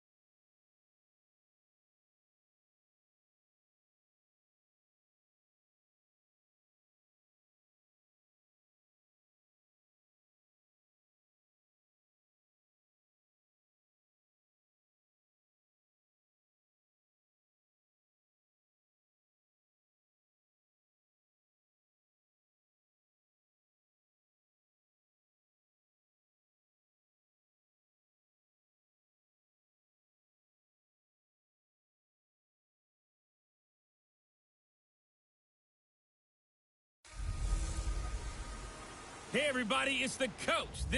And we're about 5 miles northwest of downtown Tampa at beautiful Raymond James Stadium.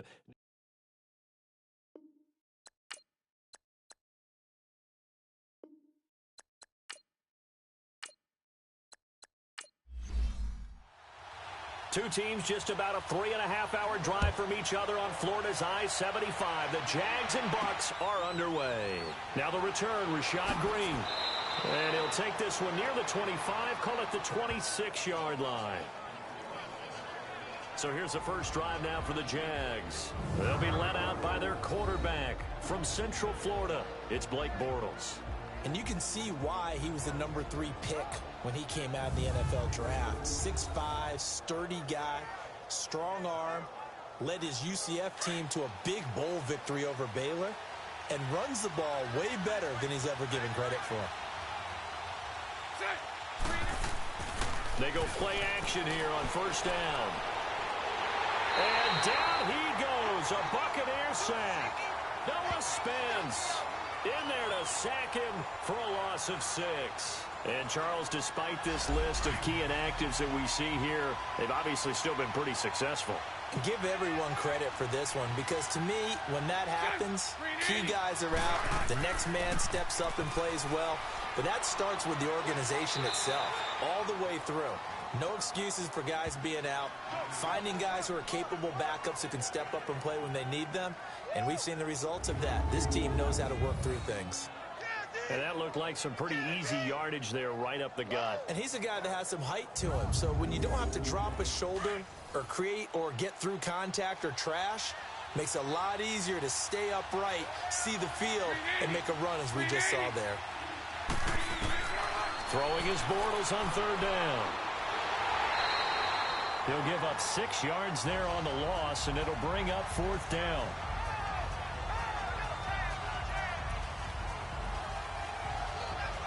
And the Jaguars send out their punter. He'll kick it away after a 3-and-out on the opening drive of the game.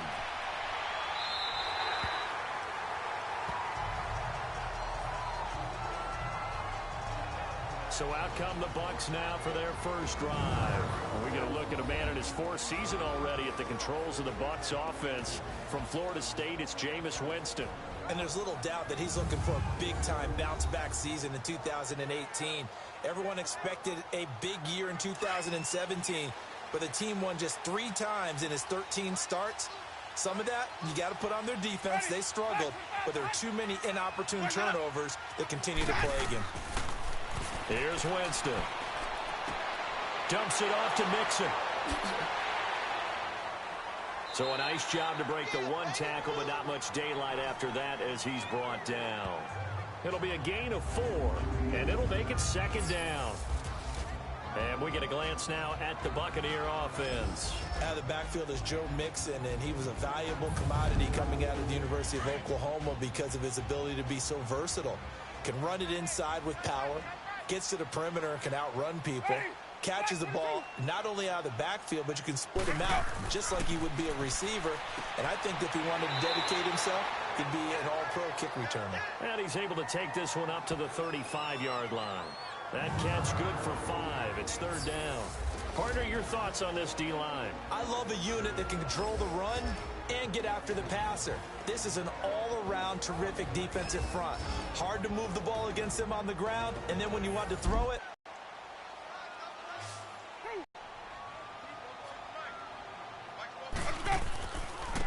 a first carry for the former Oklahoma Sooner, Joe Mixon. And he will have a first down as they get him to the ground at the 37. They only get 2 there, but on 3rd and 1, that's all they needed to keep the drive going. I liked his focus there because he wasn't thinking about breaking that one big. All he thought about was, I need 1. Let's go get that. Ended up picking up 2.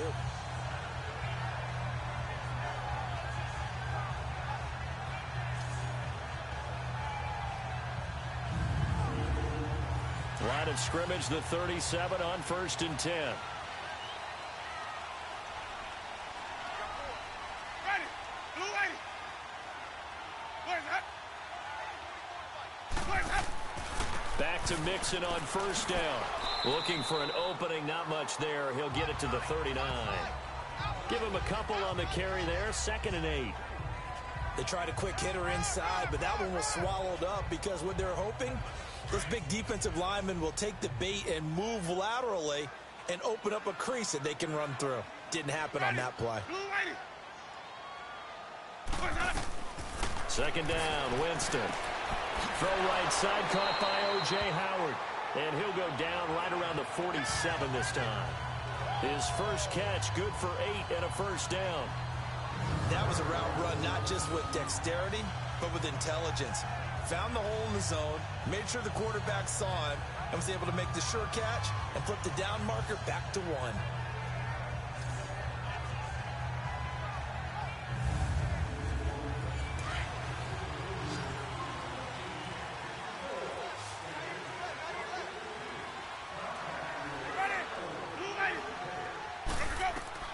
On 1st and 10, Winston. Over the middle, Rodgers has it. And he'll be brought down at the 48-yard line. Give him 6 on the play, and that'll make it 2nd down. I don't think it's a surprise they're throwing the football early. We expected that. They told us they were going to come out firing, but 4 for 4 on the opening drive. They like that. They don't just like it, they love it, because now everyone gets locked in. Your confidence jumps up. Everyone's easy about what they're doing out there. And by the way, they're looking at the sideline thinking to themselves and expressing, let's keep throwing it. We're doing pretty well. Well, one unit I know you want to watch is that offensive line. If they keep clearing holes like that, it could be a long night defensively. No doubt about it, because when they are in sync, as we're seeing so far, when that continuity is there, and you can see that they're playing off of each other while controlling the defensive front linebackers, you're exactly right. It could be a very long night for the defense because someone's going to run for some big yardage.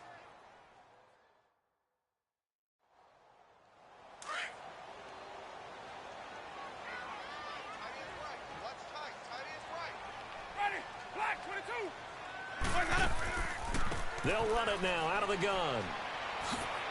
And he'll get 4 here down to the 35-yard line. On a 2nd and long, it's really nice to see an offense that has enough confidence to run the football in that situation. I think that goes back to their practice and game planning. They've seen things that they've seen on tape and in previous games that led them to believe that even in a long-distance situation, they can still run the football and gain enough yardage to put themselves in a good spot on 3rd down. Jameis to throw it. Open man has got it. It's complete. And all the way inside the 15 before they drop him. And a nice gain of 21 yards. Now they're piecing together a nice drive to start this one. Seems pretty scripted and pretty successful so far. And I think they did it without our help. Because you remember when we sat in the production meeting with them to talk about this. And, hey, you know, how are you guys going to come out of the gate? I know I offered my help with a few plays, and they didn't seem to want it. I didn't offer mine. You know, you were the smart one. Whatever they're doing, though, it's working really well. First time into the red zone for the Buccaneers. It's 1st and 10 at the 14. They'll run it now out of the gun. He's going to get 4 out of this as he's down to the 10-yard line. But that call makes sense because they've been throwing it well on this drive, and once again they show passing formation, showing the shotgun. Then they ran out of it. That's a nice play by them defensively, though, to hold it to a short game.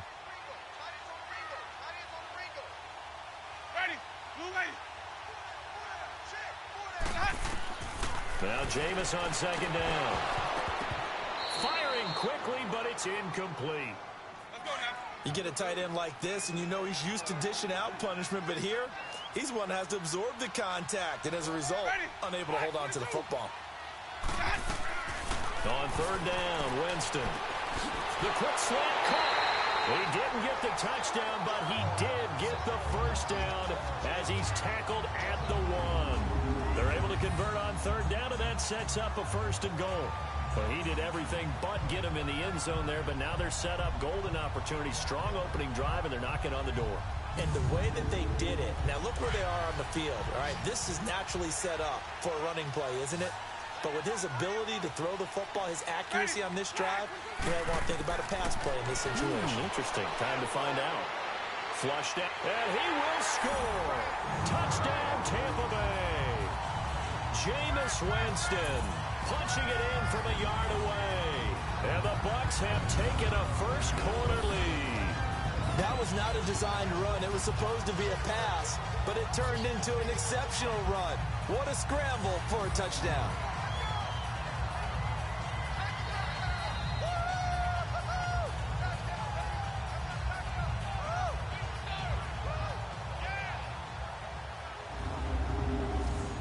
Cairo Santos on to try the extra point.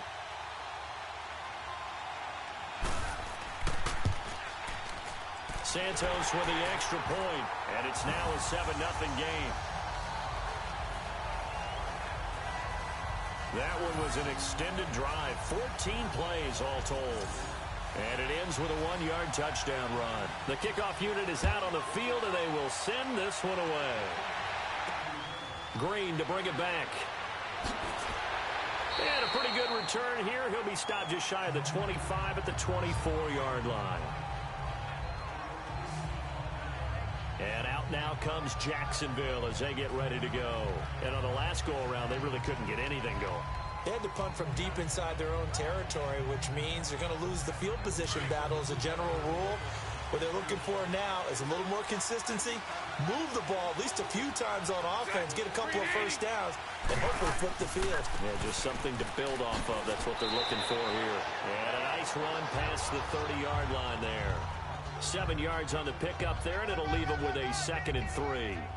And that was a good run. This was only one of 9 guys to go over 1,000 yards in 2017, and I think you can't let him run wild here. What do you think, 100 yards, the measuring stick? Always. That is the threshold. You want to keep him under that if you want to play good defense. False start, offense. That's going to set him back 5 yards. They were looking good on 2nd down, but now they're backed up 5 yards by the false start, and it's 2nd and 8. A fake to Fournette. Now it's Bortles to throw. Throw left side complete. That's Cole. And they get him down, but not before he takes it across the 40-yard line. 16 yards that time on the pickup for the Jags and a first down.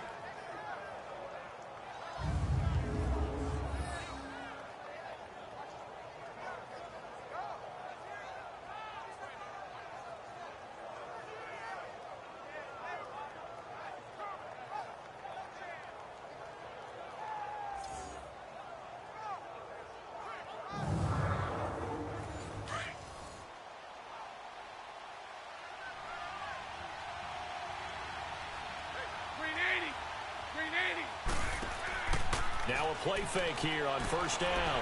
And complete over the middle, Safarian Jenkins. And he'll be brought down, losing yardage back at the 40. That's going to go as a loss of 2, and it'll be 2nd down. Well, that was a simple throw and catch, but even with that completion, 0 yards gained, so they're behind schedule on down and distance. I think they were hoping to get it to him. He could make a man or two miss, but that window closed quickly.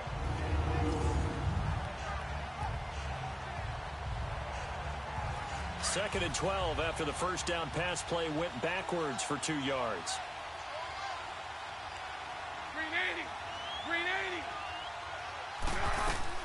They'll run it now out of the gun. And he'll be brought down just shy of the 45. And that will get a timeout. Looks like we've got a Jaguar in some discomfort down there on the field. Let's hope it's not anything that'll keep him out of the opener. We'll be right back.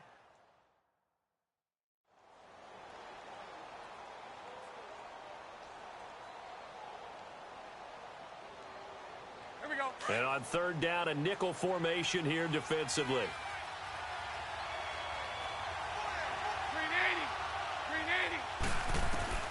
380. Working from the gun, it's Bortles. And he'll be taken down across the 50 at the 45 in enemy territory. Bortles to Cole for the Jacksonville first. 380. Fournette, a first down carry.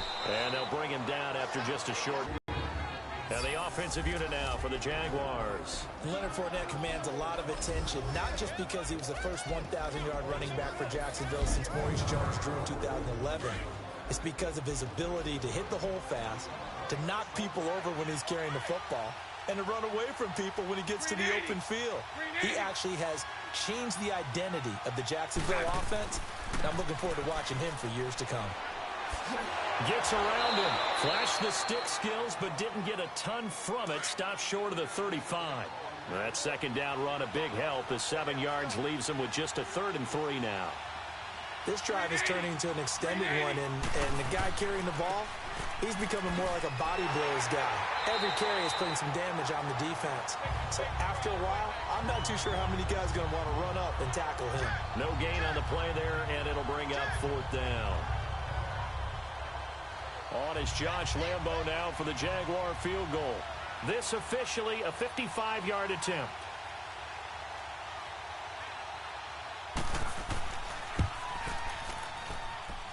And he has got it from 55 yards away. That was never in doubt. These kickers now, it's like we take them for granted. Kicks like that used to be such a big deal, and now you just expect them to make it. Yeah, you're exactly right, and we shouldn't take them for granted, but I have a theory about it. You want to hear it? Yep. They are more athletic now than ever before. Talk about kickers. Trace their backgrounds, trace their histories. You'll find that they were big-time athletes all along, but their kicking was so prevalent that we made them specialists. Well, and now those 50-plus yarders seem easy for some reason. And Tampa Bay trots out there now. And that last drive, a long drive, but not just that. They had a great air attack going. Do they stick with that? I would think that they would, because if they were confident enough to do it on the last drive, starting backed up in their own territory, why would you change anything? They've got to be confident about what they're presenting and continue to do so. Yeah, because the secondary, they really look clueless. And that was amazing because that drive went and went, no adjustments, and no big plays by the defense to knock the ball away.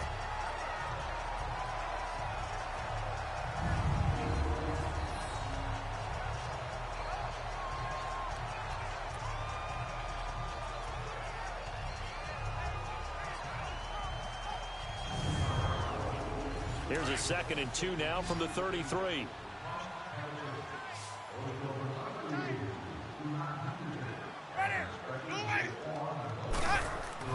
Now a 2nd down throw for Winston. And his throw's going to be incomplete. He was trying to find O.J. Howard, and it's 3rd and short.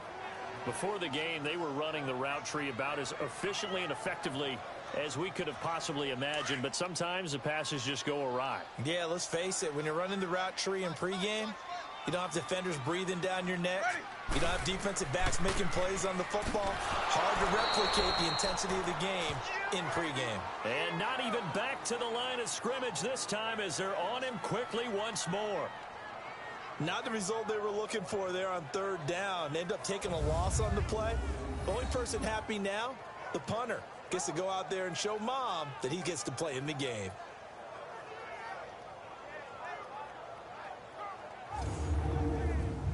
On 4th down, the Bucs will call on Anger. Brian Anger to punt it away. This is taken at the 18. Give him 11 yards that time on the return. And the Jaguars go on offense, 1st down and 10. And out now comes Jacksonville as they get ready to go. And fortunate to get points on the board last time. They had to hit a really long field goal to do so. The kickers in today's game are so good and so skilled and hit from distances that we almost start to take them for granted. And we can't do that. That's a long field goal that they got 3 points out of. They've got to feel good about that. And they better make sure they love him up because he's helped them out. Yeah, now we'll see if that offense can put 6 on the board here. We'll see. Right off the bat, it's a 1st down to start the drive, 12 yards. Well, they came into this game saying it was important that they set the tone and show that they can run the football. I believe that they've done that here in the 1st quarter. Let's go, let's go. Now, prior to the snap, we hit all zeros as time has run out on the 1st quarter of play. 7-3 the score. We'll return to Tampa after this message. You're watching the NFL on EA Sports. The NFL on EA Sports is presented by Snickers. You're not you and you're hungry. Snickers satisfies. Alongside the former defensive back Charles Davis, I'm Brandon Gaudin. It's Jaguar football as we begin quarter number 2. And they've got it here with a 1st down.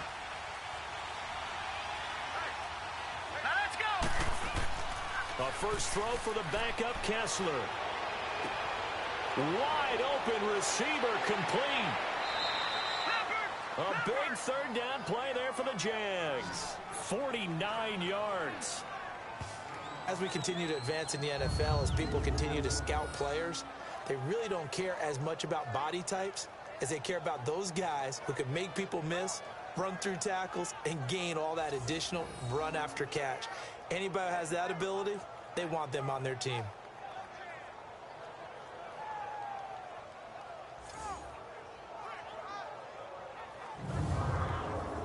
The Jags with their first opportunity in the red zone. They've got a first and goal from the 10-yard line.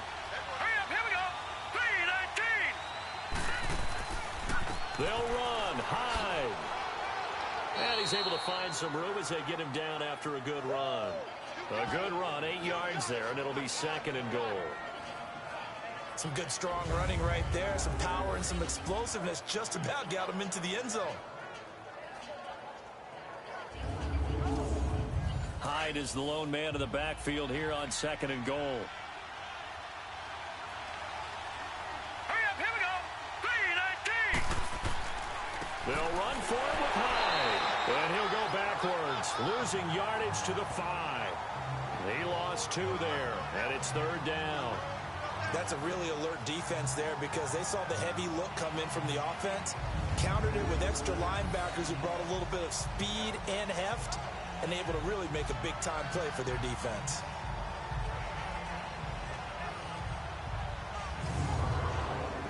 A big play to start the drive got him in this position, but this defense has held firm since, and now it's third and goal. Now let's go.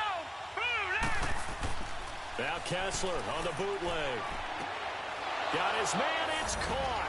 Touchdown, Jaguars. Ben Koyak, a 5-yard touchdown. And the Jags are able to cash in for 6. Sometimes those tight ends are a mismatch. They found the mismatch there. And that's exactly why you want to draw up those types of plays, because coverage is just going to go to the natural guys, the guys that make the big plays on the outside. But when you work your tight end into it, that's a tough one for a defense to handle. Tough. They couldn't handle it. It worked out for 6. Point after by Lambeau, up and good. And the lead is now 10-7. So that drive, 4 plays. And it culminates in a Jags touchdown.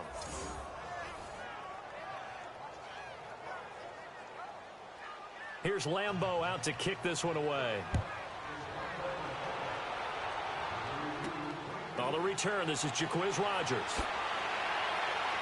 And not a bad return here. He gets it out to the 25-yard line. Now the Buccaneer offense gets set to take over. And they'll be looking to avoid what happened last time, which is punting the football.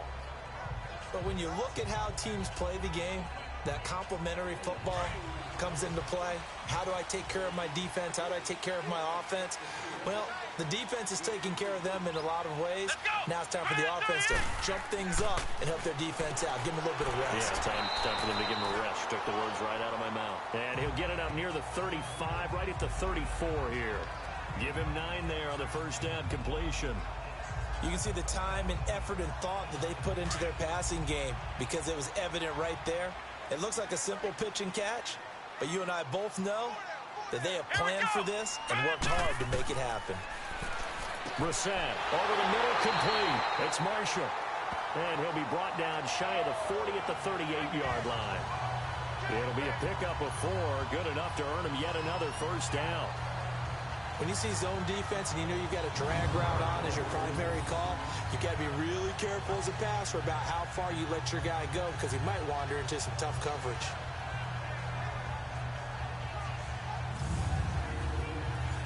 So here's a 1st and 10 at the 38. Come on, let's go. Red 38. They'll run it now out of the gun. And he is met at the line of scrimmage, and he goes down right there. No gain on the play there, second down. And as a defensive end, getting off the ball quickly, swarming to the football, making a tackle, that's what we saw right there. Yeah, that's what their job is, and really a lot of the time they have to throttle back a little bit in the run game because you know those defensive ends, they're like in a sprinter stance. They're just headed straight for the quarterback. That was good recognition on that play to hold them to no gain. On third down, Brissett. And that's complete. It's Watson. And he takes it down deep into enemy territory. They're able to convert on third down, and that sets up a 1st and goal. There will always be a place for methodically marching the ball downfield. But when you can pick it up in big chunks and strike like that, have explosive plays, that's often the difference in winning and losing. Those types of plays that can knock a defense off balance, that'll drive a team towards a victory.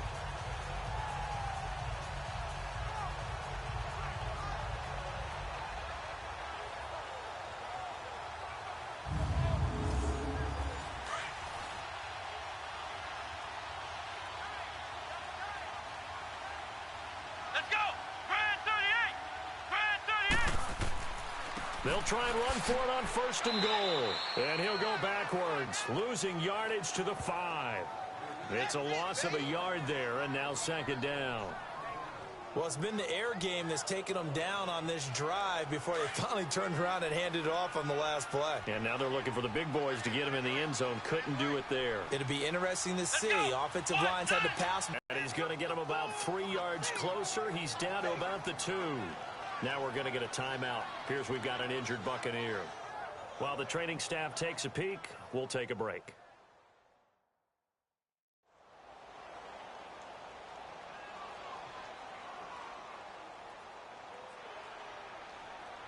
The Bucs on third down. They've been near perfect, 4 for 5 to this point. They're looking at a 3rd and goal here. Come on, let's go. What does it? Throwing, Brissett.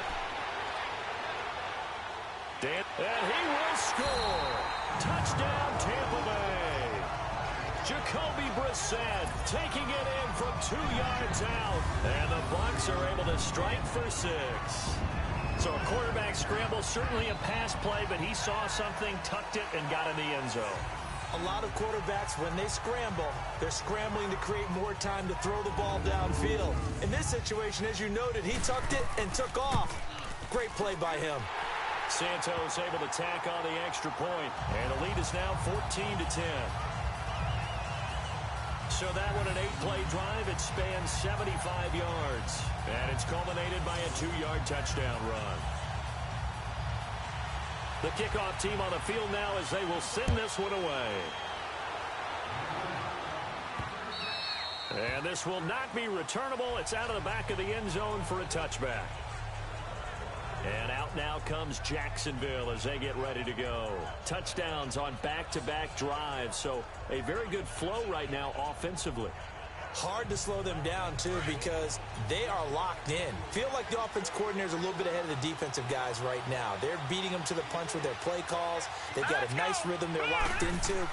How can the defensive guys come up with something that'll disrupt that flow? That's what they're seeking right now. Well, it's been an exciting sequence to watch. The drive starting with a 1st down, 11 yards on that pickup.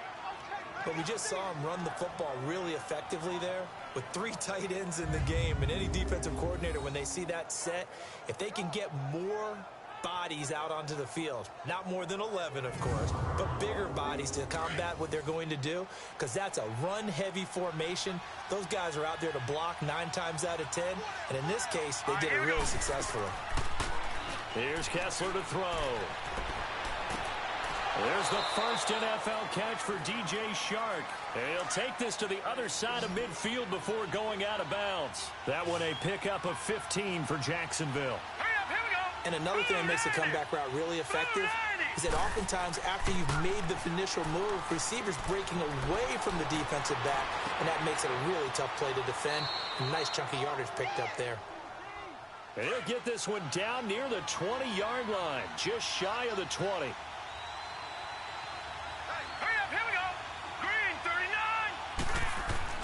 On 1st down, Kessler. Sideline throw, it's complete. And a nice job there of keeping the toes inbounds. A gain of 6 there on 1st. Let's make this one simple. What a catch, especially the finishing part of getting his feet in bounds, toe tapping, and of course, foot dragging. A little tapestry, if you will. Oh, I like it. To throw again is Kessler. Toward the center of the field, but it's incomplete. He was looking for Dante Moncrief that time. And it's 3rd and 4. By the way, as we expected, most of the starting units out here in the second quarter. So get your 2 deep, your 3 deep, your 4 deep ready for this one. If you have a particular favorite who wasn't a high draft pick or is an undrafted free agent trying to make the team, this is the time to watch him play and give it his best shot, because most of the starters... And that is caught. Touchdown, Jacksonville. Rashad Green, a 16-yard touchdown. And the Jags are able to cash in for 6. And he's a little bit on the shorter side as a receiver. Maybe sometimes for the defense, tough to find the little guys, right? Yeah, sometimes they get lost in the traffic, but usually what it means is that rather than just winning with height or even speed, they use their quickness to find a way to get open. Well, tall, short, wide, skinny, whatever, there it results in a touchdown. Extra point tacked on by Lambeau, and it's now 17-14. A drive that time of 6 plays, and it results in a touchdown for Jacksonville.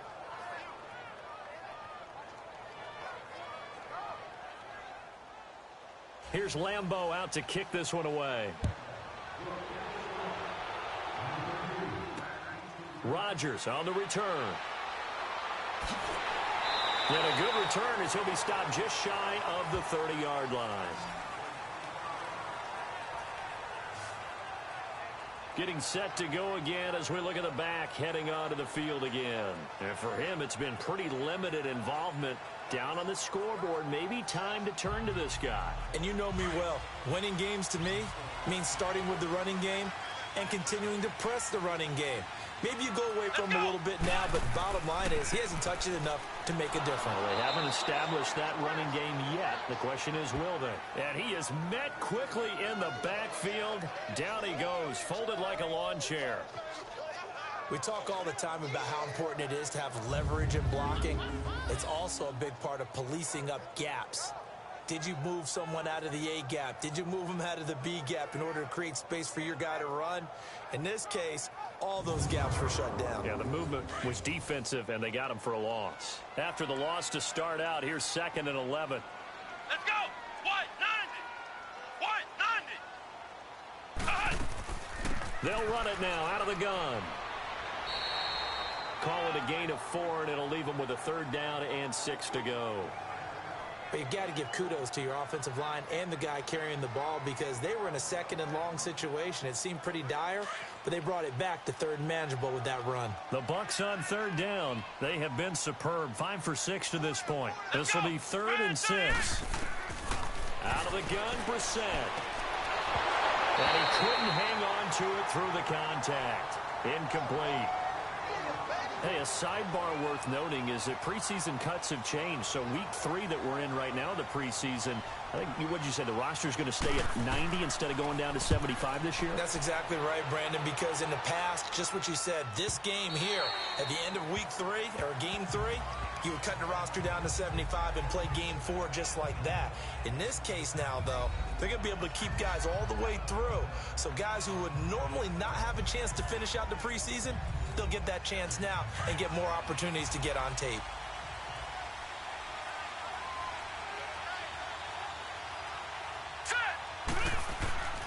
Here's Hyde as they begin on the ground. And he'll get only a couple up to the 22. One thing to keep in mind, partner, especially in the second half, when you've got a running back of this size, of these dimensions, I can just tell you, attrition does set in for a defense, because you're excited about hitting him in the first half. Maybe not so much in the second half, and some of these shorter gains turn into bigger runs later. On 2nd down, Hyde. And he'll get this up over the 25 to the 26. 4 yards on the pickup there, as it'll leave him with a 3rd and about 4 more for a 1st. On any running play that's called, they're always hoping that it's going to break big and go the distance. But when you get a nice gain like that, you're able to do so many things anyway. You can come back and run essentially the same play again, continue to move the ball on the ground, or you can decide to throw the ball now because usually you have the defense back on its heels. He dumps it to Hyde, and he gets it to the 32. Good enough for a first down. They get 6 on the pickup there as the drive will continue. Pretty good location there on that throw. It really was, wasn't it? That was likely one where the receiver was either going to catch it or no one. Really good decision. And, boy, what a catch and move right there. And a tough spot to get it over the middle. From the 32 now, here's 1st and 10. Let's go. 3-19. First down, a run with Hyde. He takes this one across the 35 to the 36, a gain of about 4. I call that play a success. A nice inside run sets up a very manageable second down. A very solid gain on that play.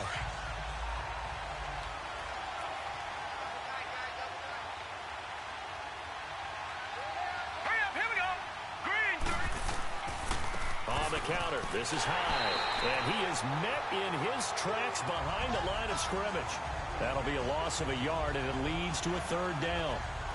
Well, that play was over before it even got started. Thanks for nothing, huh? How about that? That sets up a very difficult 3rd down call now. They don't need to run another play here before the 2-minute warning. Let's see if they do it anyway. 3-19. On 3rd down, Kessler. He's got his man here. It's Green. And they're able to convert on 3rd with a solid gain of 23.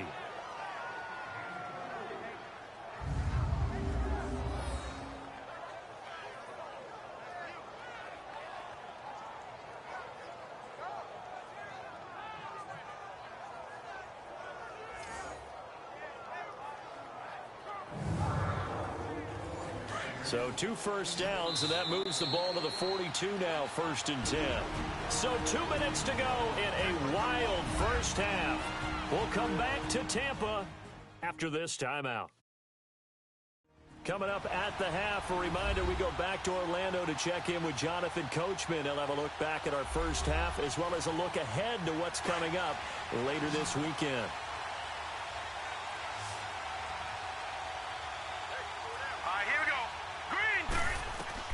Kessler now on 1st down. And his throw's going to be incomplete. He was looking for James O'Shaughnessy as tight end. That'll bring up 2nd down. All right, that one fell incomplete there, but the best quarterbacks, they'll miss on 40% of their throws, somewhere in that neighborhood, similar to a great hitter in baseball who's going to fail 7 out of 10 times and still have a great year. In this case, you want perfection, but way better that it hits the ground instead of going to an opposite color jersey. And back to the ground. Hyde a 1st down and more. And he's finally down at the 21-yard line. That's good for 21 yards and a 1st down. We both know it's difficult, but they've made it look effortless out there. Through the air, on the ground, they've moved the ball with relative ease. Now Kessler. Safarian Jenkins has it. And down inside the 15, shy of the 10. 10 more there and another 1st down. Many different ways to create space, but on that play, he did it with that big, wide body of his. Didn't get a whole lot of yardage on the play, but it did what it was supposed to. Pick up a 1st down. This quarterback now 9 of 11 passing in this first half. He's got his guys at 1st and 10. Here we go now. Blue 90. Blue 90. They'll run it now out of the gun. And able to push his way forward here for a good little gain. Give him 5 on the carry there, and it'll be 2nd down. Hey, when you get good yardage like that on 1st down, it really does a whole lot of good for your entire offense. But I love the way he's finishing those runs. At the end of things, he's making sure he gets just a little bit extra. Here we go now. 3-19. On 2nd down, here's Kessler. And he will get this into the end zone for a Jaguar touchdown. James O'Shaughnessy from 6 yards away. And the Jaguars add on to their lead. And that'll give them a 2-score lead here, but I'm looking ahead. They just want to hold it for the final moments here of the 2nd quarter. They don't want to give up anything on the other side. No, not at all, because if they don't, it almost had the feel of an imposing their will score. And right now, they want to make sure they keep that and carry it into the 2nd half. Point after by Lambeau, up and good. And the decision to just kick the extra point winds up successful. A pretty long drive that time, 11 plays all told. And it culminates in a Jags touchdown.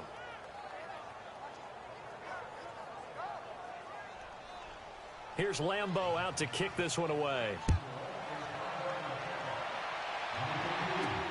Rodgers on the return. And a good effort on the return there. Gets him across the 30 to the 33-yard line.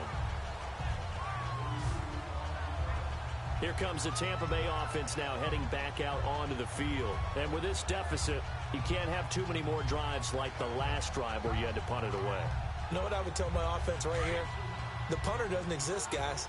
He doesn't even exist. He's not a team anymore. I just cut him, all right? So you've got to go out and create some offense for us here and give us some points. No way does that guy get on the field on this drive. Poor punter. Yeah, it wasn't his fault. But listen, there's something like there's got to be casualties at times. We're trying to win a game. Now the Bucs going to use the first of their timeouts as they'll stop it with just over 40 seconds to go in the first half. Brissett on first down. Left side, that's caught by Mitchell.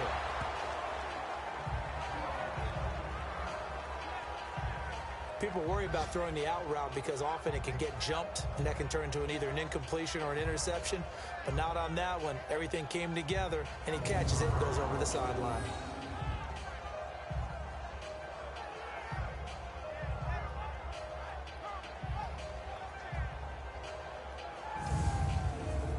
Six yards was the pickup on the last completion, so here's 2nd and 4. Here we go. 190.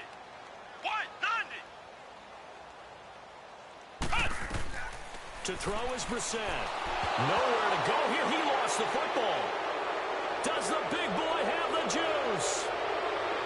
And it's a Jacksonville touchdown.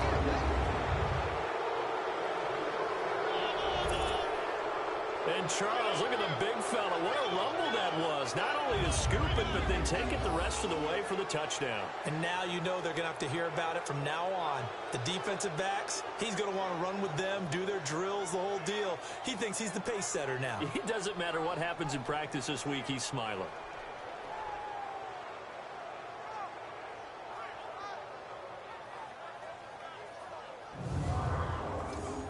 Lambeau to add on the extra point.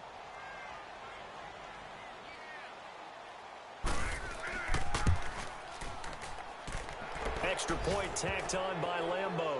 And the decision to not only the cough up, but then the pickup on the other side, the scoop, and the score the other way. The fumble return for a touchdown.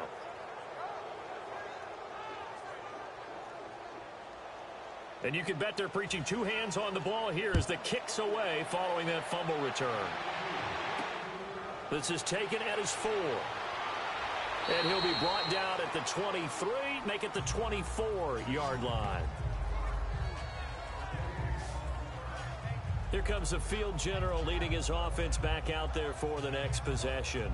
A lot of the problems have been on the other side of the ball. Is that frustrating for a quarterback who's been playing well? It is, but there's no way that the best ones let their teammates know that. They actually take it upon themselves and say, okay, I have to do even more, or I need to play better. Maybe even say I put my defense in a bad spot. That's what true leadership shows you. Yeah, well, he doesn't need to change much personally. 2 yards on the carry there. It'll be 2nd down.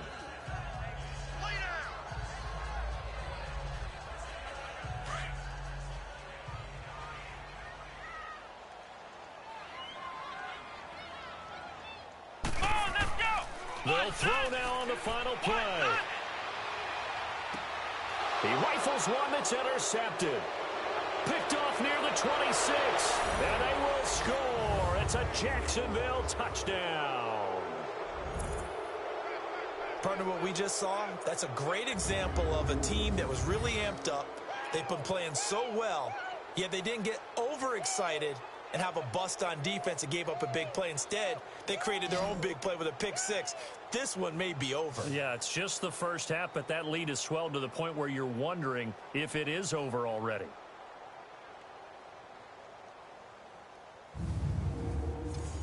Lambo on for the extra point. Point after by Lambo, up and good. So we are halfway through here in the final week of the preseason. As we toss it an hour or so east of here to Orlando, it's Jonathan Coachman with our EA Sports Halftime Report. In our game, the starters are long gone, but still some intrigue to see guys trying to make a late roster push as we get you back out to Brandon and Charles.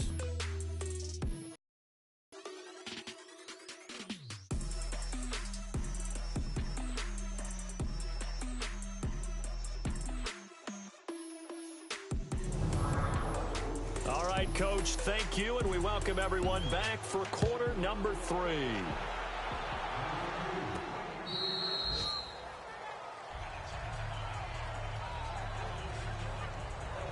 Out come the Buccaneers. They'll have it first to start in the third quarter. They have the ball here for the inaugural drive of the second half.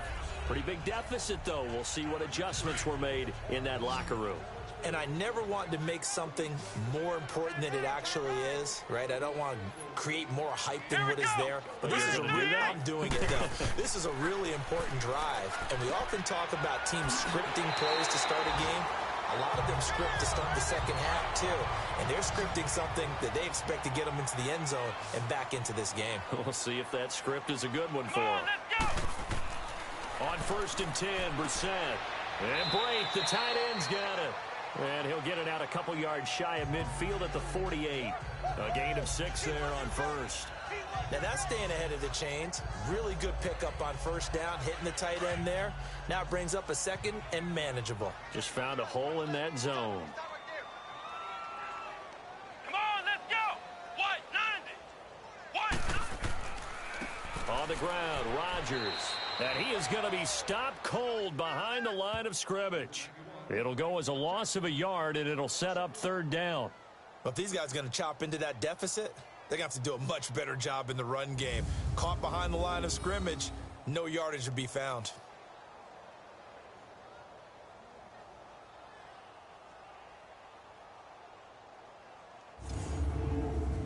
This offense in desperate need of a conversion as they come up on third down. Here we go. Brand 38. Now whistles here before the snap. Looked like one of the Bucs may have moved. False start, offense.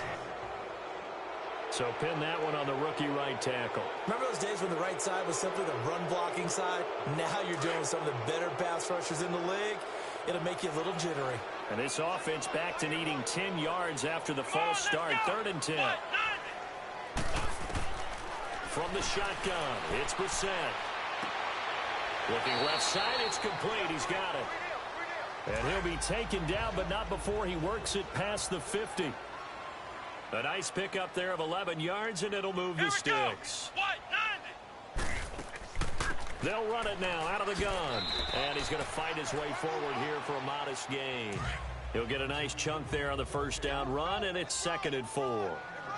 Let's talk a little football 101 here, because one of the keys to advancing the ball downfield, success on first down.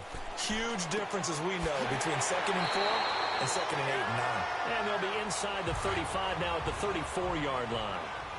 And they just keep marching right along. First down on a pickup of 8 there. Here we go. What, 90? They'll run it now out of the gun.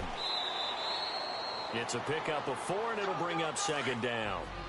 Not too many offenses want to turn down long drives, but when you're down what they are, they've got to pay it off with some points. Let's go. What, 90? Another carry now for Rodgers. And he'll take this inside the 30 to about the 29, maybe the 28-yard line. 2 yards the gain there, and now they're left with a 3rd and about 4 for a first. Come on, let's go. Brand 38. From the gun, here's Brissett. Open man has got one. It's complete. And he's brought down, but not before he reaches the 8-yard line. They're able to convert on 3rd down, and that sets up a 1st and goal. Of course, the catch was nice, but how about what happened after? Able to stay on his feet and gain all that additional yardage. So many of these slot guys, I think, have running back in their background.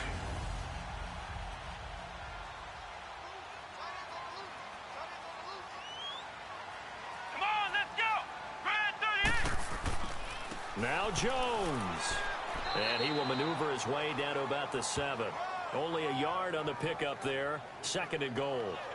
Do you think after that last run they're thinking to themselves, we had to wait all day to play this night game, and we're still not able to run the ball the way we want to? Yeah, this defense, they've risen to the challenge all evening long. The line of scrimmage, the 7 now on 2nd and goal. Let's go! He'll get it up the middle. And he's going to press this one forward as they stop him right around the 1. A nice run there as he picks up 6. It's going to be 3rd and goal now. Well, I don't even have to stretch for this one.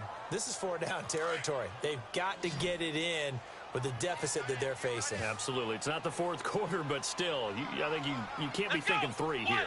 No, if you do that, you might as well go ahead and fold up on this one, but I don't think they're built like that. And he'll actually lose a little bit of yardage here. Back to the 2. A loss of a yard, and it brings up 4th. There are certain drives in a game where anything less than a touchdown that caps it feels like an absolute disappointment. This is one of those drives. So they get 3, certainly hoping for 6 after a 13-play drive. So you console yourself on defense by saying you did your job, right? If they go 13 plays, you only give up a field goal, you did a nice job there. But here's the other part. 13 plays, you don't force any mistakes, you don't take the ball away.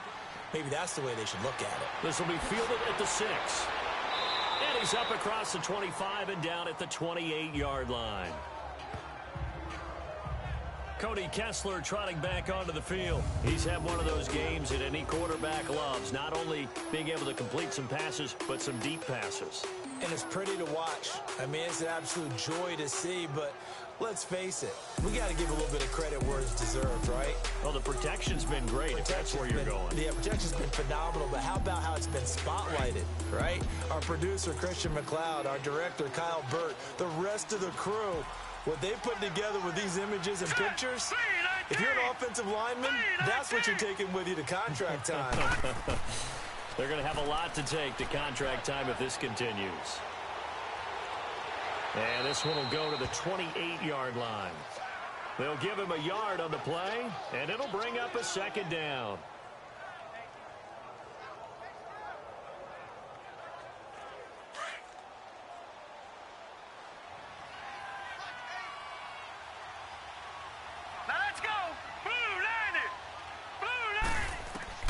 Now Kessler throwing on 2nd down. Out to the flat for Hyde. It'll be a 3-yard gain, and that'll bring up a 3rd down.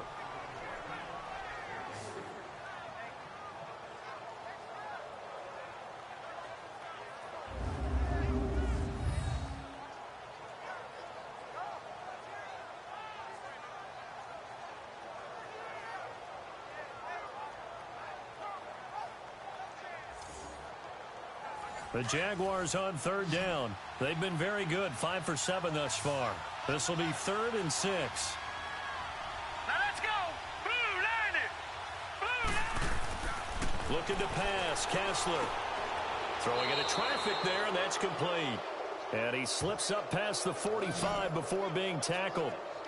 A 14-yard first down pickup for the Jaguars. Sometimes the most effective routes are the ones that you run in the backyard, and you probably ran them when you were 5 years old. How about that little curl there against zone? But the key to it is finding the open spots in the zone. How a linebacker or a defensive back will widen to give you space. Find that area and let your quarterback hit you.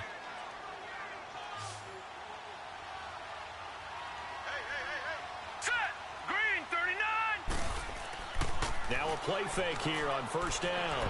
And he takes a shot on the release as this will be incomplete. The good signal callers would never go back in the huddle and play the blame game because they need those guys to protect him.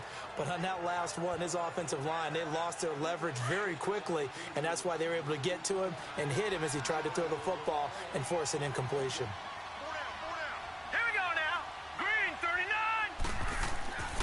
To the air on 2nd down. It's Kessler. Left side complete. Safarian Jenkins.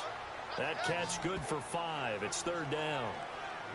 Well, they were unable to make anything really big out of that, but it's not a bad idea to find your tight end and give him an easy completion and keep moving things forward. Almost as bread and butter as a good running back dive play.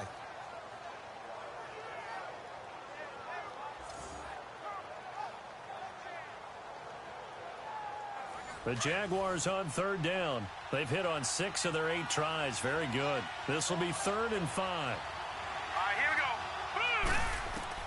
From midfield now, here's Kessler.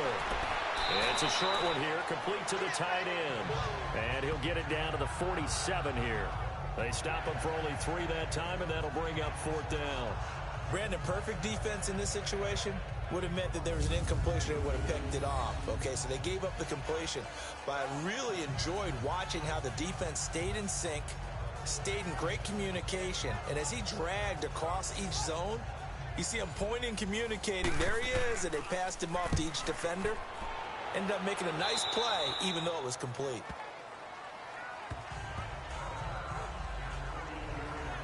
So out come the Bucs now.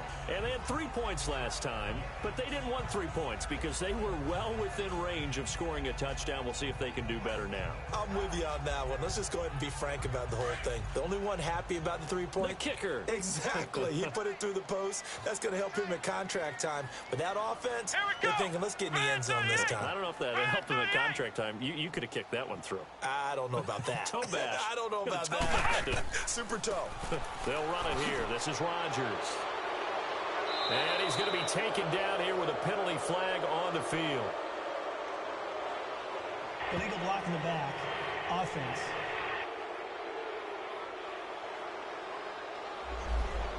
So this will be accepted as it moves the offense backwards.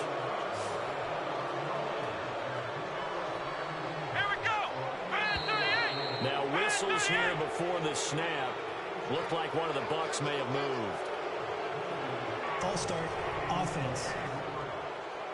So that'll back him up 5.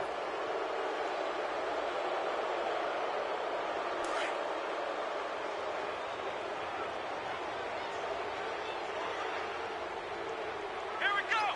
190. They'll run it now out of the gun.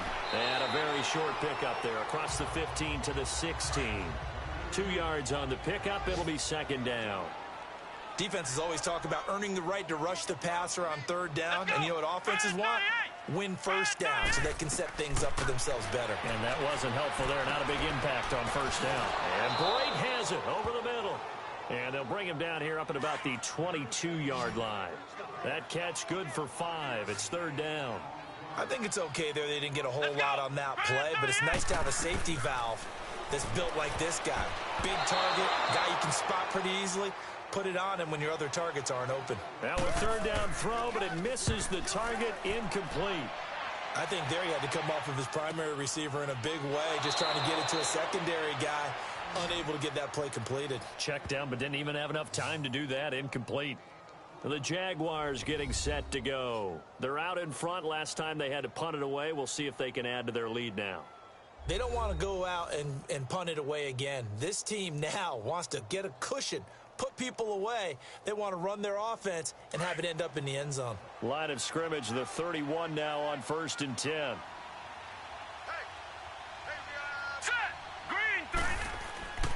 They start the drive with Hyde. Oh, he's got some breathing room. Carlos Hyde, see you later. Touchdown, Jaguars.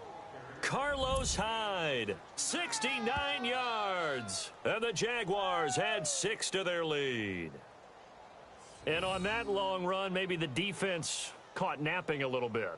The concentration level may not have been there. I agree with you on that one because those types of plays, when they result like that, they're almost like big bolts of lightning, aren't they? Whoosh, and off he goes. Lambo to add on the extra point.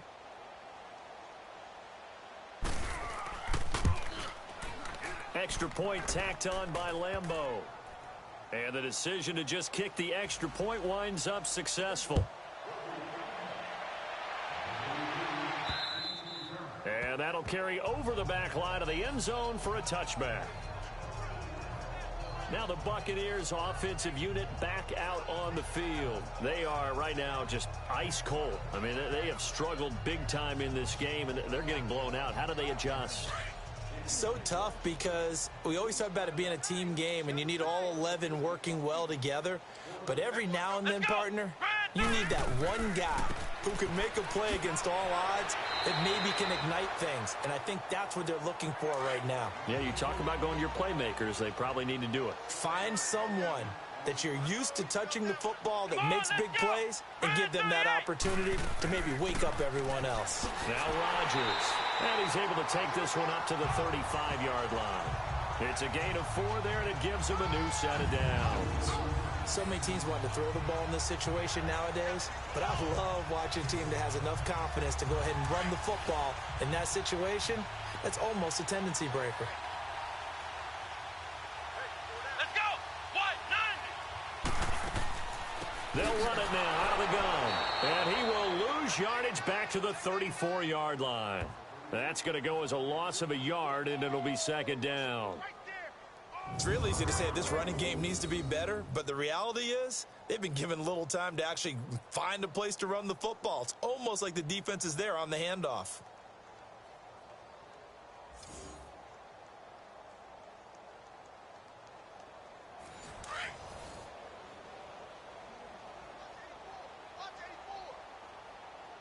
Come on, let's go. What? 90. What? 90. They'll try to throw now. Brissett. And a big loss here as he's taken down. Yannick Ngakoue able to get in and run him down for a loss of 14. You never want to give up a sack. From the O-line's perspective, they hate it for several reasons, especially because they felt like they let little brother down back there in the pocket. Oh, no doubt. They have a ton of pride, and they go into every job wanting to keep that guy clean. They want that uniform with no grass stains, no dirt, nothing on it, but it's really, really difficult. You're talking about some terrific athletes who are trying to put him on the ground. Need something from deep in the bag of tricks here after first and second down went backwards. It's third and very long. Let's go. What? 90. Brissett now. Over the middle, the catch made by Mitchell. 14 yards, but they're still well shy of a first as that leads to fourth down.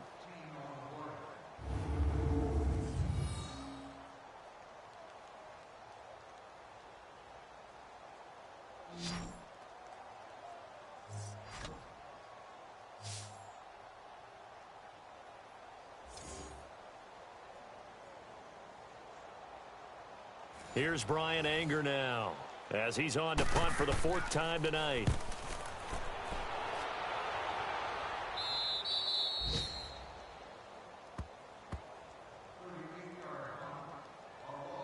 Cody Kessler trotting back onto the field. He's played well. Good first half. He's continued that here in the third quarter. But my question, when you're a head coach, what do you look at stat line-wise for your coach? Do you go right to turnovers? You really do. As much as coaches don't want to talk about that, that's where it starts. Here we go now. When I played in college, our first rule for every game, the team making the fewest mistakes will win. And that's kind of how they judge you. Do you take care of the ball, not turn it over, keep it in the proper hands, and give your team a chance to win? Well, that's what he's done here in this one so far. Third quarter and you've got the lead. You're not ready to go into that 4-minute offense to close the game out. But a running game can really benefit your team right now. Hurry up, here we go. 3-19. 3-19. On second down, Kessler. It's a short one here, complete to his tight end.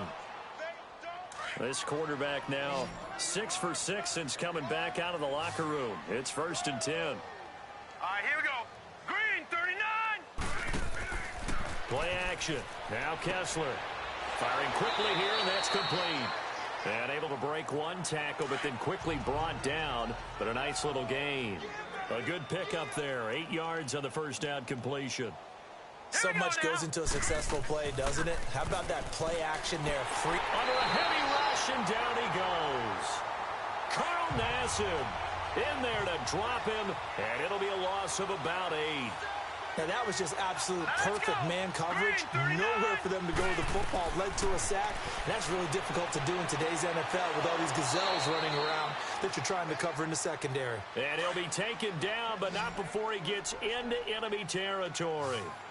12 yards there as they keep this drive rolling. It's another first down. 1 quarter remains here in this Thursday night matchup. We'll return with more preseason football on EA Sports. Back now in Tampa. A lot of folks starting to make their way to the parking lot. Their guys trail big here to begin quarter number 4. All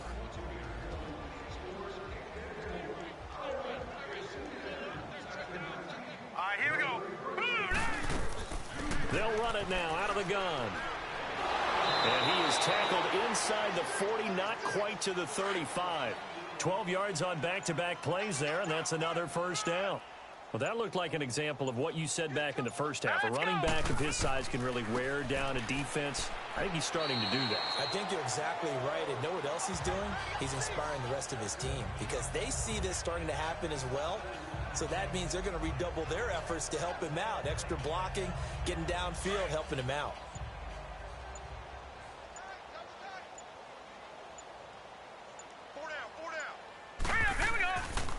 Now a run with Hyde. And an alley to run. And he's able to get it down to the 25-yard line. 9 yards on the pickup there, and it keeps the drive alive. He's still rumbling, isn't he? Still looking fresh in this one despite the heavy workload. But you and I both know, well-conditioned, and he did tell us that he thrives on being at his peak late in ball games. So following the run by Hyde, here's 1st and 10.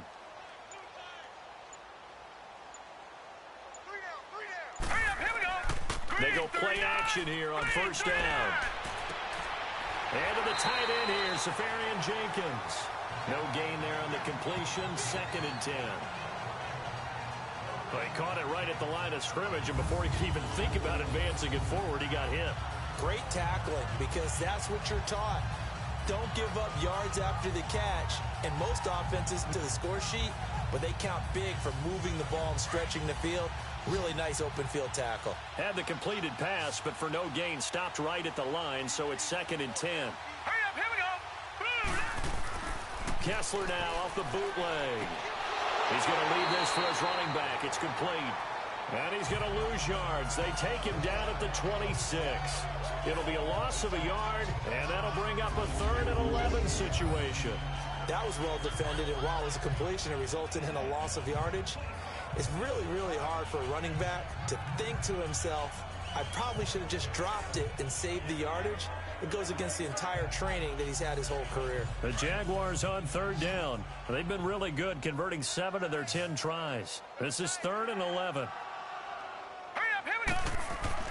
Kessler. It's a short one here, complete to the tight end. And he'll be brought down at the 21, just shy of the 20 in the red zone. Whether you're playing West Coast offense or not, one of the maxims of the West Coast offense is you're either throwing a touchdown or a check down. In other words, look for the big shot, but be smart. I think they did exactly that on that play. They didn't get the first down, but they're taking care of the ball well. Yeah, and being rightly cautious with that lead here in the second half. So it's 3 more points, and that widens this thing out even further here in the 4th. And you know in this league, you can never have enough points, but this widens it out, as you said, and now it's all about ball control, isn't it? Now after the made field goal, back out Lambeau to kick this one off. Rodgers on the return. And a nice return sets him up pretty good here at the 30-yard line. And Tampa Bay trots out there now. These guys had to punt their last possession, and that's become too familiar of a refrain. Too many of these drives just wound up going nowhere. Well, you know how in baseball, when the pitcher gets a base hit and he's on base, they bring his jacket out to him to keep him warm? A lot of times the punter goes to the sideline, puts on sweatpants or a wrap over his leg to keep it warm. He might need a massage from the trainer right now from all the work he's getting. Throwing, Brissett. He hits Rodgers in the flat. And he'll be brought down. Oh, that's a face mask. Certainly looked like it. Indeed, here come the flags. Personal foul, face mask, defense. So they'll take the yardage and tack on 15 more for the face Automatic mask. first down. Talk about a play that absolutely costs you in the end. Just trying to do your job, right? Trying to get him on the ground. Next thing you know, they're marching off another 15 against your squad. So the face mask puts them in even better shape than they were in, as they'll have a short field here on 1st and 10. Now Brissett got his man complete over the middle. It's Mitchell. Now the ball comes loose, and his guys are going to take over at the 39-yard line. All right, you've had to put up with me in this booth. I'm going to try and be simple this time and succinct. It simply has not been their night. No, I think that fumble's kind of indicative of how this whole evening's gone, isn't it? Without a doubt. I mean, they've tried, but nothing has ever really taken throughout the game. That's why they're down so big. And now out come the Jags. The outcome of this one, well, we know who's going to win it. It's just all window dressing at this point. Got me thinking, what's the biggest blowout that you've been a part of as a player, broadcaster? No, I'm not going to go to the player part because when I think blowout... Because you won every game as a player. No. I think about being blown out. And no one wants to go back to those memories. But, you know, when I was calling college football, I saw a game that, you know, a team put 70. I actually saw it happen twice. A team put 70 on their opponent.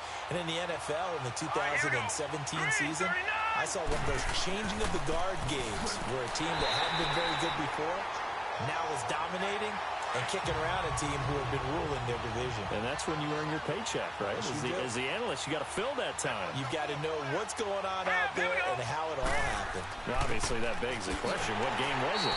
That was Seattle hosting Los Angeles, the Rams. Yeah. Their second meeting of the season, and the Rams turned it around from the first one and blew out the Seahawks. So where'd all that running room that he had in the first half go? Because it looks like it's drying up a little bit here. Someone made some adjustments, it appears, at least on this drive.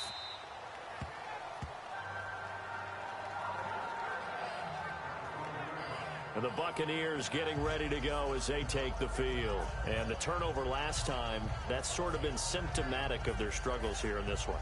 Big word.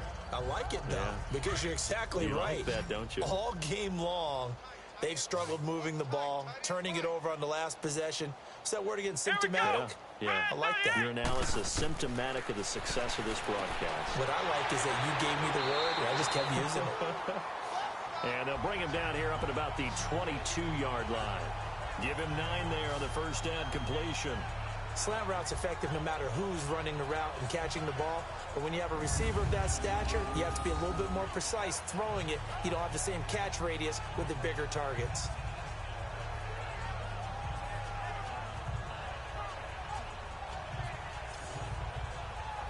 That last catch short of the marker by just a yard leaves him with a very manageable 2nd and 1. Here we go.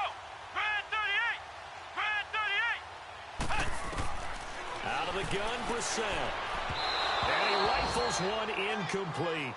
The tight end, Cameron Brate, was the target. And it's 3rd and short. Let's face it, you can run the route tree as many times as you want, get in sync, practice it, do all those things. But once you get to game speed, it doesn't always time up quite that well. That one goes incomplete. And now the 3rd down throw incomplete as well. Perhaps they overthought this one a little bit. They've been running it real well on this drive, and it was 3rd and short, okay? They decided to throw the football incomplete. Yeah, they might have thought just a little bit too hard about that play selection. This is taken at the 15. Dances by him. 12 yards on the return that time. And the offense will take over with a new set of downs. And out now comes Jacksonville as they get ready to go. We've got a lopsided game here. I don't know, Charles, what does the handbook say that we discuss when we've got a game like this in the 4th quarter? Hold on a second. Let me thumb to the proper page on that. Know what it says? What? Let's discuss how we got here. This is a dominant performance, where they took control of this game, how they've managed to keep control of this game, and then we go ahead and think about how we're going to leave here and get to the airport. In a lopsided blowout, the roads are usually open.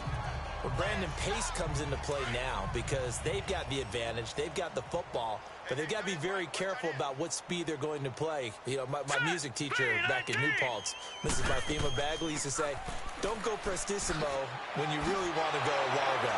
And what she meant by that is don't go too fast when you really want to go at a nice, slow, deliberate pace. I am speechless. I am without speech. Jacksonville first down on a pickup of 17. Do my eyes deceive me, or is he getting stronger as this game moves along? Burst seems just as good here in the 4th as it was way back in the 1st, doesn't it? I do believe someone put a lot of time in the offseason and continues to condition during the season in order to continue to carry the ball at this rate.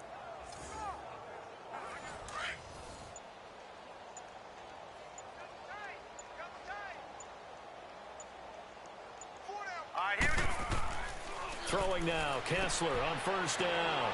He's got his man on the crossing route. And he'll get it out to midfield. Looks like, yeah, they'll spot it right at midfield at the 50. A gain of 6 there on first. So on that play, defense was in the zone. They ran a crossing route offensively, but the defense there, you got to be good with communication, don't you? You certainly do, and it's not something that is really evident when you watch it on the screen. But everyone's talking, communicating, pointing, and it keeps you from chasing receivers because you have a specific zone you have to cover. When a receiver's in your zone and he crosses to another one, you got to let your guy know. They got a completion there, but I like the discipline they showed to stay in their proper areas and then make the tackle. Now high, and he'll go down shy of the 40 at the 41. They get 9 out of that one, and as a result, the drive continues. I think this defense tired of seeing him run the football, and this D-line probably getting sick of the O-line as well. And as I'm watching this, I'm thinking about a conversation I had with Adam Gase, the head coach of the Miami Dolphins in the offseason. He told me that he asked his running backs each week for their favorite runs. Give me your 3 top runs. And right now, you're seeing a guy that's probably using his top runs to great advantage in this game. He is in a zone. So it's Jaguar football here as we welcome you back.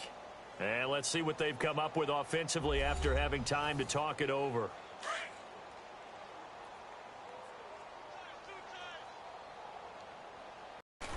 Handoff comes to High, and he'll go down at the 28. At 5 yards on the play there as the drive will continue. Brendan, every great running backs coach I've talked with has always talked about when you have great vision, you're not consciously thinking about your cuts and your moves, you're just doing them. And I think that's what we're seeing tonight. He's about to run them into submission, hasn't he? You took the words right out of my mouth. I was just going to use that phrase. He has run them into submission. Wave the white flag. A lot to praise on this drive, obviously. I know you're seeing what I'm seeing. Those guys up front, they're getting it done. Doesn't matter what play is called. They are handling their business at the line of scrimmage and dominating right now on this drive. 5 yards on the carry. Good pickup on first down. Hurry up, here we go. 3-19. Well, Charles, it's one thing to win. It's another thing to win and put up the amount of points that they did. Boy, were they clicking on offense. They can't help but feel great about themselves, can they? I mean, what a game to put up that number of points, continually feel like they're moving the ball and things are working and clicking. They think that they can bottle this and carry it with them. And as an offensive coordinator, you just don't think you can do anything wrong. Whatever you call, run, pass, it's all going to work. That's called being in the zone. So that's a wrap for Charles Davis. I'm Brandon Gaudin. And this has been a presentation of the NFL on EA Sports. For more, check us out at easports.com. With that, we bid you good night from Tampa.